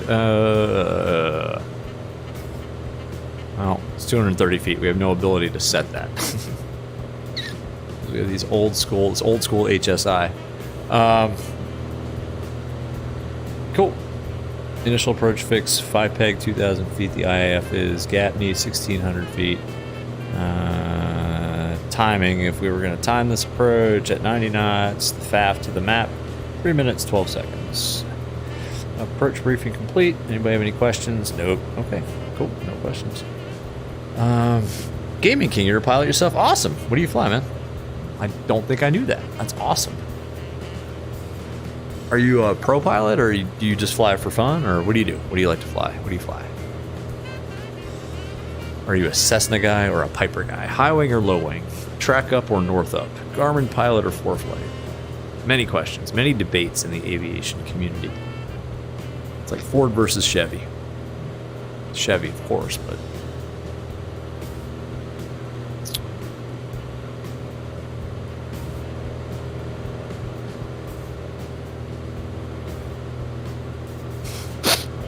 so I think we're pretty close to Fort, well, what used to be called Fort Bragg. I think it's called something else now. But I seem to remember flying really close to or over top of some of Fort Bragg. I don't know if that's what this is here or if that's a little bit west. Excuse me. Look at that. Beautiful. So we'll have a little more wind. I think it said The METAR said 210 at 11. Pretty much right down the runway. No big deal. No big deal. Oh, Gaming King. Learjet, Liberty 75. Oh, awesome, man. That is awesome. Holy cow. Gaming King also said, first officer, you fly high-end clients to Vegas in Europe. Oh, nice, man. Oh, that's good for you. How long have you flown the Lear? And do you fly any other variants of the Lear? My coffee, your neighbors to the south in Washington State has an airport by the name of Arlington, and they make the the Glass Air. Oh, cool. Yeah. Oh, Glass Airs have been around forever. Oh, that's really cool. And my coffee track up always. It's funny because I keep my the 430. I keep north up, but ForeFlight is always track up. The only reason I do that is because then on the 430, it's easy for me to say, I hate to say it, it's really easy at a glance to say if I'm coming in from the north, northwest, or, I'm sorry, yeah, northwest, northeast, southwest, or southeast, or whatever. But then ForeFlight is 100% track up. For fun one day, put your car's GPS in north up mode and see how your significant other reacts to that. I did that once. Lear 45 you started on. Awesome, man. Man, Vegas and Europe. What's the range on a Learjet Liberty 75? What is it's got to have one hell of a range. All right, in our case, so we're at 5,000 feet. Well, you know what? Still debating flying the ILS or just traffic pattern again. You guys tell me. I'm kind of thinking ILS because I forget how this thing does flying in ILS, and we lost. We are on our own, folks. We have no ATC. We didn't have ATC all night. Now you win some, you lose some. My coffee, cool game. This one, I like it. I did not intend for this to be such a long stream, by the way. All right, let's switch tanks, and that'll be the last time we switch tanks tonight. We'll go fuel pump on. Looking at the fuel pressure and the fuel flow as we switch to the right.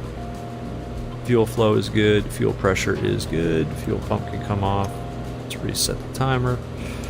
Cool. Now we're on the right tank, and that's where we're going to keep it until we're on the ground at Grand Strand, Myrtle Beach. I guess we're going to play some golf when we're at Myrtle Beach, right? Isn't that why you go to Myrtle Beach? Golf? Alright, it's just going to be a left turn when we arrive. We'll try to make Alpha 3. I'm not going to smoke the brakes. If we have to, we'll take Alpha 2 and then just head back to the FBO here, which is just past the terminal. Cool.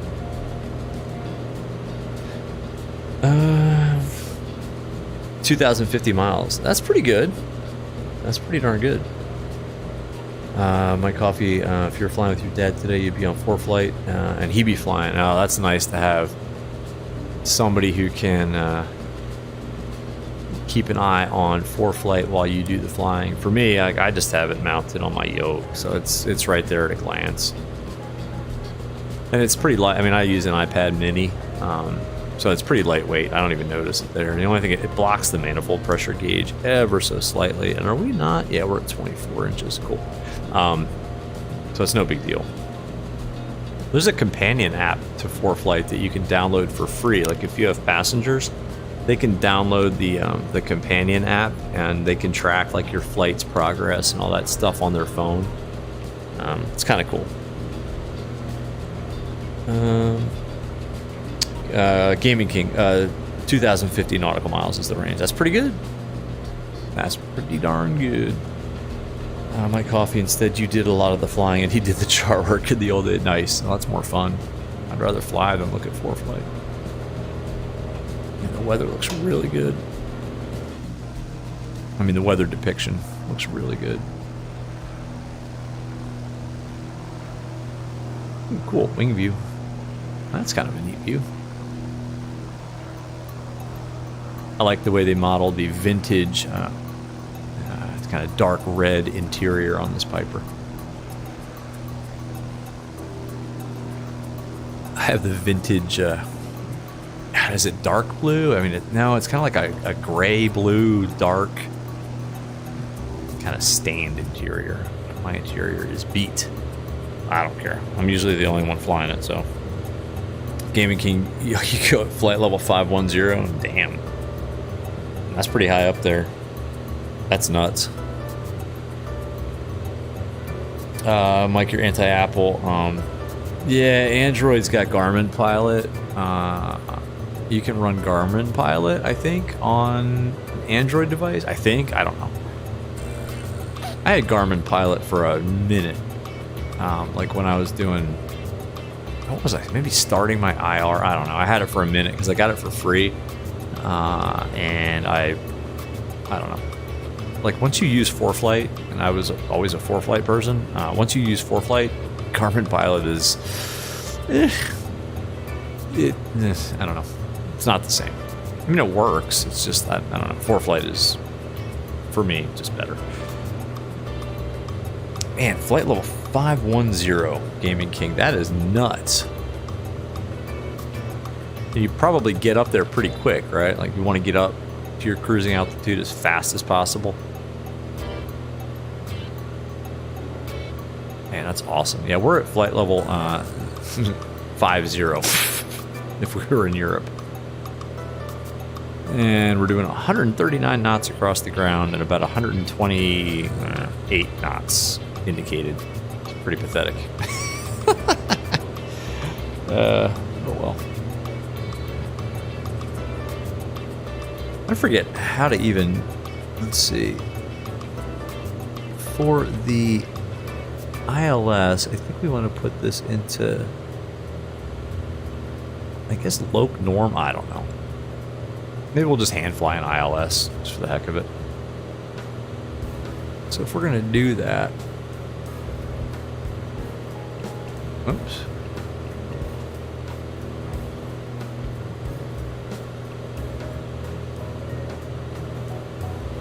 All right, that's BiPeg right there. Well, there's no ATC. Let's fly the ILS. Screw it. Let's go flight plan. We should be able to activate this here. Huh?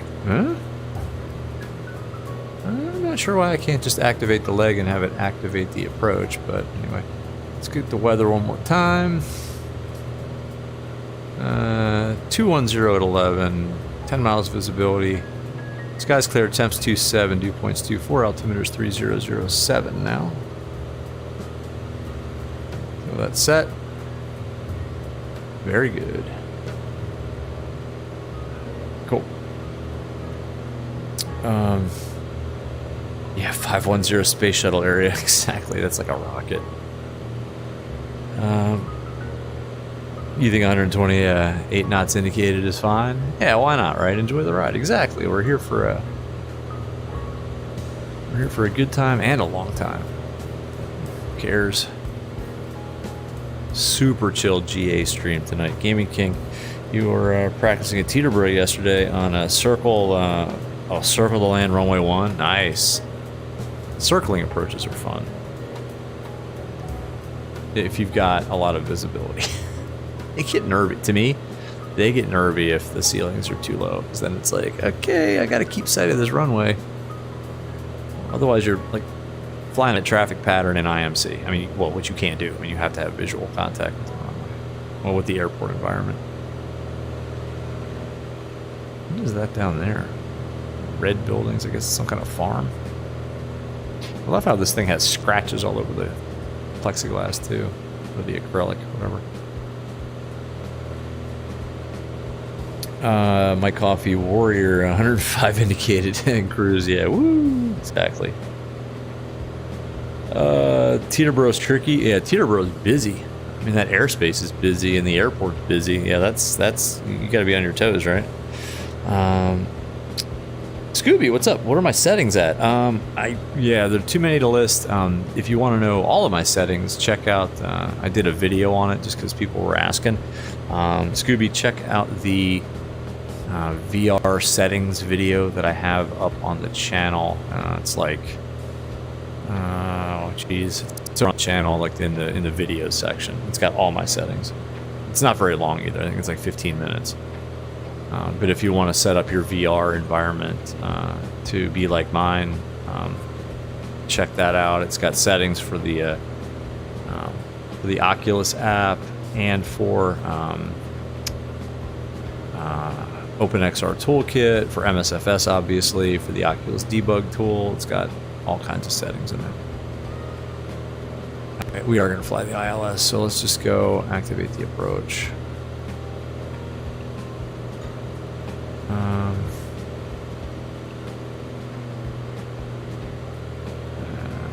Activate.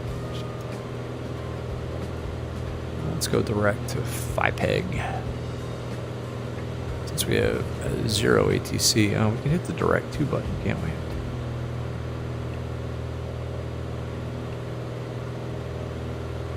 Activate. And we are off to FIPEG. And we want to be there at 2,000 feet. So I wonder if that... Oh, this says 3,500 feet. Okay. Well, above 2,000 feet. All right. I'll respect that. It'll give us a new TOD point. It did not. It's all good.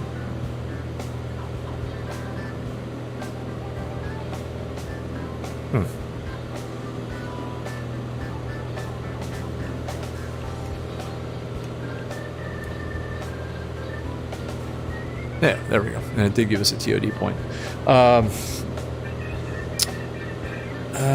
Farmer Tech switch icon on the tablet shows the data on the airport. Well, it's on the chart. Like elevation data and things like that. There's no... Actually, maybe there is. I don't know. There might be an icon on here that gives you airport information. I honestly don't know, to be honest. Yeah, I don't know. Did we reset the flight monitor? We got 130 feet per minute last time. I use, so in the GTN 750XI, you can get airport information by just going back, go to flight plan, click on the airport, or here airport info, and then all here, like weather data, frequencies, blah blah blah, procedures, runways, all kinds of good stuff. I just use it for the weather data. And actually you can pull up the charts too. But we got the charts on the tablet, so we're good there. All right, let's go back here. Yeah, we'll shoot the ILS. What the hell? Captain Check, what's up, man? Check, how was your stream, man? I didn't know you were streaming tonight. Like, I saw the... I checked your channel earlier in the day, like when I first got home.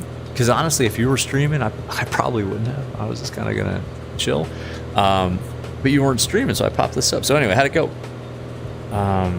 Because I think you took advantage of that VAT-USA event into Midway, if I'm not mistaken. Gaming King, everyone. Is there Newark, LaGuardia? You shoot the ILS runway 6, then circle the 1. You have to follow ATC instructions. Exactly. Not miss the right turn to the stadium. Oh, man, that's nuts. That's got to be high workload. Farmer Tech, that's the one you were looking for. It's on the map. Yeah, if you go... Well, no, it's in flight plan. You go flight plan, and then just pick, you can click on... Well, in this case, we got here. Click on the airport. Here's Grand Strand. Then just go to airport info, waypoint info here. And then it pulls it all up here. But if you got an approach loaded up, it'll give you airport info as a button over here. That's how the real GTN 750 works. And this is actually running on the trainer, the Garmin trainer for the 750. So it's legit. I mean, this is exactly how it works. Shaq, you did either. Warren said you're gonna be busy. Oh, she's She's gonna be busy, so you made plans. Exactly. Good call, man. I'll have to check out the replay. Everybody, obviously in chat and watching the stream, you guys, well, goes without saying, go check out Shaq's channel and check out the live, well, the stream that he did tonight. I'm gonna go check it out probably tomorrow.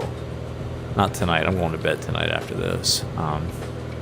Actually, tomorrow, I'm gonna download that Comanche and learn how to fly that. So we're getting the Comanche tomorrow. Mike Coffee. Oh, you're singing the Farmers Insurance theme song. Don't get that stuck in my head. Shaq, it went well. Fun to fly to USS Midway. That's awesome. Ginge, you landed, but you may or may not have overrun and crashed. Oh, yeah. Well, what's the runway length? You were just in a Honda jet. You should have had enough runway. Maybe. 6,000 feet? Yeah, you should have been able to get the Honda jet into there. Come on.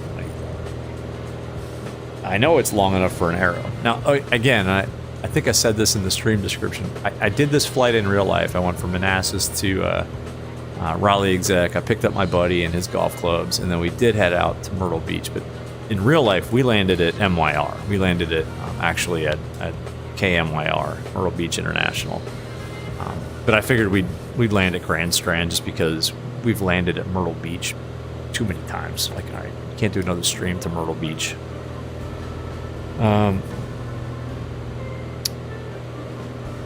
Mike Coffee, sorry, you like the guy doing the ad. Honda jet with no reversers and 135 knot landing was not good. You just like smoke the brakes. As soon as you touch down, your feet are just like shoving the rudder, or shoving the toe brakes through the floor.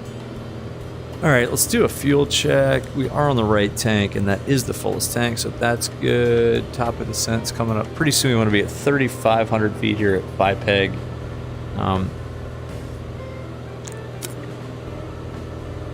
We just pretend like we're getting vectored at this point. So let's go heading mode. And let's go VLOC. And final approach course, we already briefed this, but final approach course is 234. So let's set that. Excuse me, my voice is shot, guys. Oh.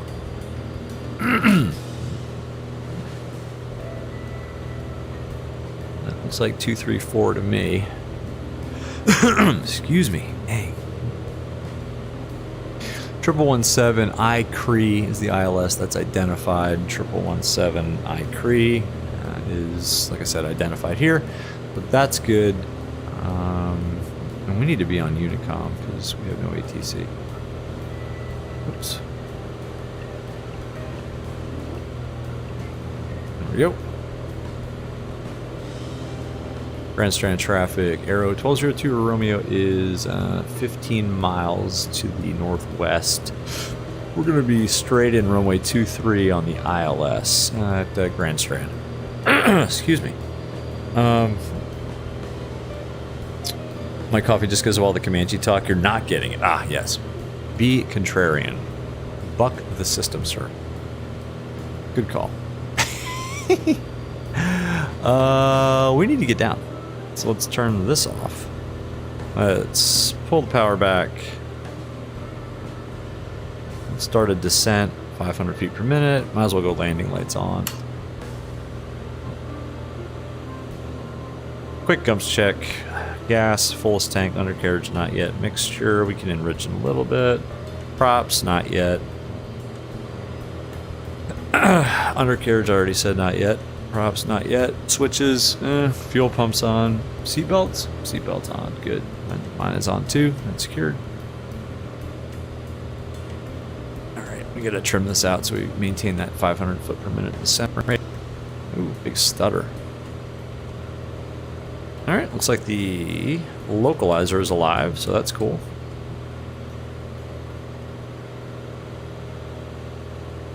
Ah, come on. It's so hard to trim this plane in the sim. In real life, it's so easy. It's like butter. Alright, mixture, we can enrich in a little bit, not that much. Gaming King. Then you did some touch and goes. Oh, at Leesburg, JYO. Nice. In a Lear. Oof. I would like to see that. Come to Manassas next time, man. Gaming King. Come to Manassas. There's 4,500 for 3,500. Airspeed's fine. Jinja, you got 65 knots at the end of the runway, then oh no! Oh, then you go, you have damage turned on. Well, that's your problem. I turned damage off a while ago. I was hitting things like on the runway that was causing the plane to suffer irreparable damage, and it was just destroying the streams. So I have that turned off. Will the Comanche be good for FS 2024? From what I've heard, add-ons that you get for 2020 should work in 2024. That's not going to stop me from buying stuff. I mean, that's still a ways away. I mean, you got to live your life, right? Live life like there's no tomorrow. Like there's no 2024. All right, what were the minimums? It doesn't matter. We're visual. There's the runway. I mean, we could just fly this. We could just do the pattern if we wanted to. 230 feet. All right, so it's at 5 peg. The FAF is 1,600 feet. Okay. That actually said 5 peg above 2,000, so we'll keep the descent coming. Pull a little more power here.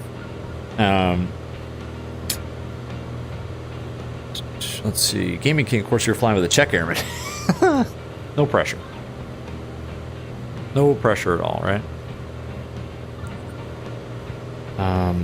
My coffee TBM, you're waiting for the 8, was it the 850, 830? Which TBM are they doing? I forget. I like that TBM 900, just the stock one with the working title avionics. I think it's money. All right, so we're going through 3,500. We'll keep it coming down because we're good at or above. I'm sorry, we're good above 2,000 feet at the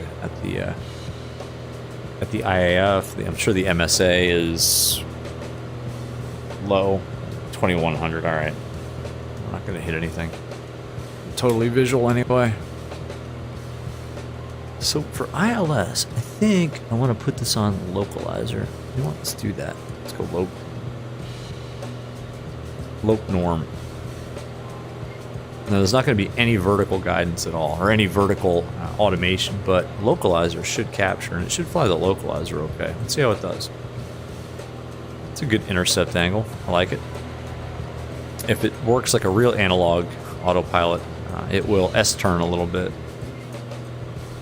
And this definitely is an old analog autopilot. Auto Control 3. Stalwart. Ginge, you got the updated one. That freeware one is not that bad, but definitely going to get that one. Which one? Oh, the TBM 900. Okay. I like just the Asobo one. But I forget which TBM that is. All right, here we go. Looking pretty good here. Still a little fast. Pull some power. Mike Coffee, you bought the sim for the TBM, but a few years ago it wasn't that good. Okay. Got glide slope alive.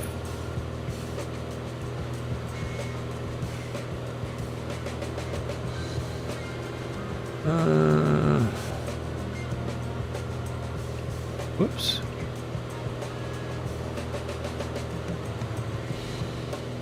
Grand Strand traffic. Aero 1202 Romeo is about 5 miles northwest. Going to be ILS 23 Grand Strand. That's a tired radio call right there.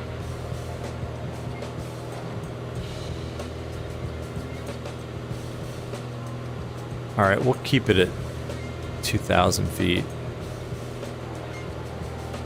See if it captures the localizer. If it doesn't, we'll just, again, we'll fly it by hand. 850 TBM, okay. 850, what Steve flies. Steve-O, yeah. Non-glass panel, nice. Change the Captain Sim 777 is less than 9 pounds and it's still a bad deal. Yeah, no doubt. That thing is a POS. All right, let's level off.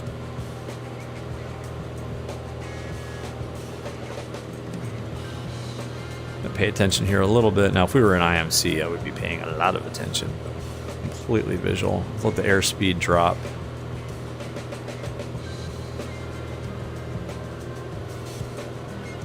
Let's see what it does. Is it going to turn us? If it doesn't, we'll just take control.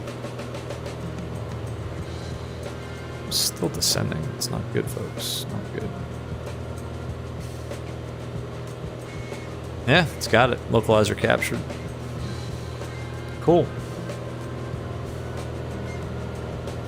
And we can go down to 1,600. Whoa, 1,600 feet. So let's pull power. We'll drop the gear right before the FAF.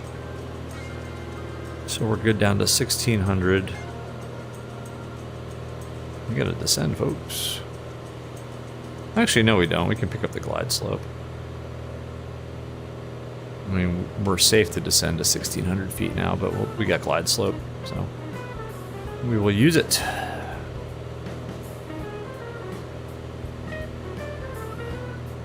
All right, we're definitely within a gear extension speed. Approach will fly it at 90 knots.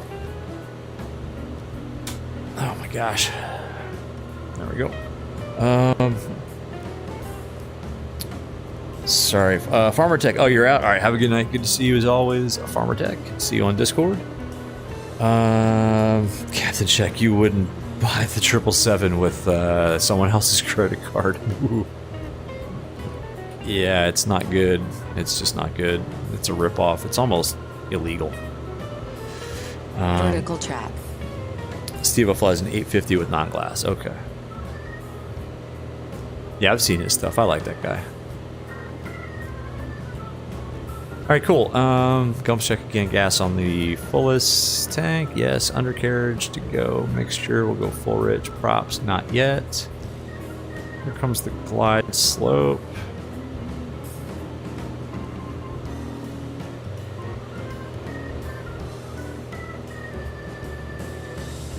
Let's go gear down. Switches. Fuel pump on. Seatbelts. Yep. I don't believe that. I'm going to call it a 3-mile final. And we're descending too fast. Grand Strand traffic. Aero 1202 Romeo's 3-mile final. 2-3. Straight in. Grand Strand. Doing a crappy job here. Catching the glide slope manually. You know what? Why don't we just do this? Autopilot off. We can hand fly this. Because we're totally visual. Let's bring the power back. Props full forward. Flaps one. It should be at 90 knots. We're a little low. We can trade altitude for airspeed here. There's 90 knots. Just ride it down at 500 feet per minute. Where are we exiting, by the way? What did I say? I forgot. Left turn.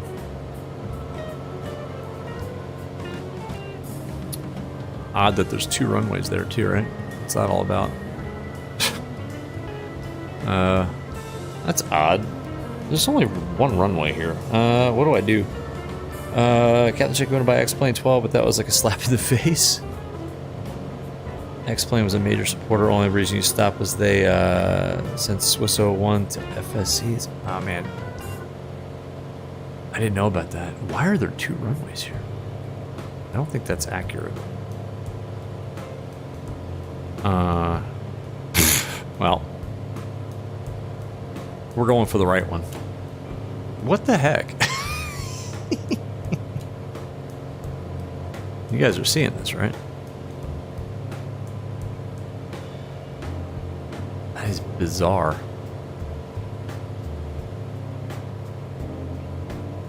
Two parallel runways with instrument lighting systems. Am I looking at the wrong airport? No. We identified the localizer and everything. All right, fly the airplane. We'll figure it out when we get on the ground. Oops. You landed left. Don't land left. Yeah, well, yeah, left doesn't exist. All right, Ginge, you have an excuse for why you you didn't do so well on the approach. Let's go flaps. 2. Second notch. Slow us down to 80 knots. We're still low on the glide slope. I'm doing a terrible job with the 500. ILS because we're visual. 500 feet to go. All right, red, blue, green. Clear to land.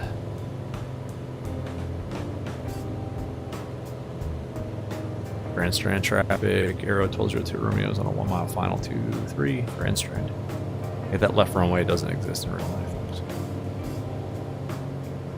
I don't think it does anyway. It's uncharted. Alright, let's start slowing it down a little bit. We still have a notch of flaps to go. In fact, let's put that in. A little bit of a balloon, that's pretty accurate. There's also a bunch of trees here on the approach end for 2-3. Too slow. Oh, seriously. Hello.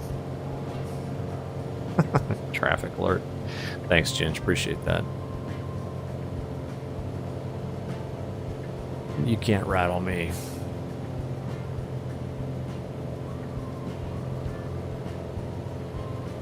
Oh, a little bit of a balloon action there. Yeah, I don't think those trees are there in real life. Looking at the end of the runway now. Pulling the power out. Holding it off.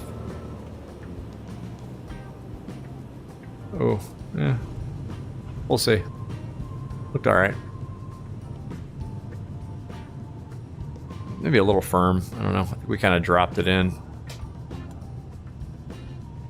Some aero braking here. Rudders, or the nose wheel is so sensitive. Oof. I think this is an exit, right? Yeah, this should be Alpha 3 right here. This airport is not very well modeled. This is it. Grand Strand traffic. Arrow 1202 Romeo is clear 2-3 Grand Strand. Taxiing back to the terminal on Alpha. And I think this is the FBO right here. Well, we should have stopped there. Make sure the RPMs are up around 1,000. Lean it a little bit. Fuel pumps off. Landing lights off. Let's taxi back and see what we did with the landing rate. I'm gonna call this one a night. Whew. That's a lot of GA flying. Holy cow. I did this real world flight in a day too. I mean, it's not that long of a flight, but actually felt longer in the sim. Trims go back to neutral. There we go. And again, I did not land at this airport, so we're just gonna park it. Oops. Maybe right here. All right, let's set the parking brake. What are you guys saying? Captain Check, you saw X-Plane. You saw XP fly the 350. Yeah, the Tolus. No, that was the 340. Who did the A350? Was that Flight Factor? Flight Factor, right? Ginge, that left runway has 23 left on it, so you thought you were safe. Yeah, Gaming King, exactly. There's one runway at Grand Strand. Chris Bacon, what's up, bud? We'll see. 1 second. Ginge, stop. You want 340, 350, 330, 777, 75. You want them all. Gotta get them all, man. Mike Coffee, MSFS 2020 and trees. Wouldn't be the same without the trees on short final. Yes, that you unnerving. Ginge need to get a scenery work for that. Yeah, this airport could use some love. If 2024 had no trees and ATC that works, that would make you think about it. That'd be nice. Some good improvements. Maryland, yeah, man, we're just about to be done. I'm gonna check the landing rate and then we're probably out of here. 114. There we go. All right, that's better. Nice. All right, I feel good about that. Now I can sleep well tonight. Caleb, hope everybody has a great night. And yep, exactly what Caleb said. We'll see you on the next one. Hey, everybody. Yeah, seriously, thanks. Yeah, thanks for joining. This was kind of a last minute one, just a fun GA stream. We'll get the 828 Comanche. Thanks for Wrong Side Simulations, man. Epic, generously donated one to us. So we'll grab that tomorrow morning, learn how to fly it, and get a stream up in that. We got the 2,000 nautical mile stream for 2,000 subs coming up. We got a lot of fun stuff. So, guys, if you haven't already, I haven't said it on this stream yet, but you know, don't forget to hit the like button. Don't forget to subscribe if you guys already haven't. Just helps the channel, helps bring more of us together as a community. Jin's not too shabby. Good night. Thanks, man. Bombasso, good to see you as always. Glad you enjoyed it. Gaming King, you fly for Isra Jets. Okay, awesome, man. In the Lear Liberty 75.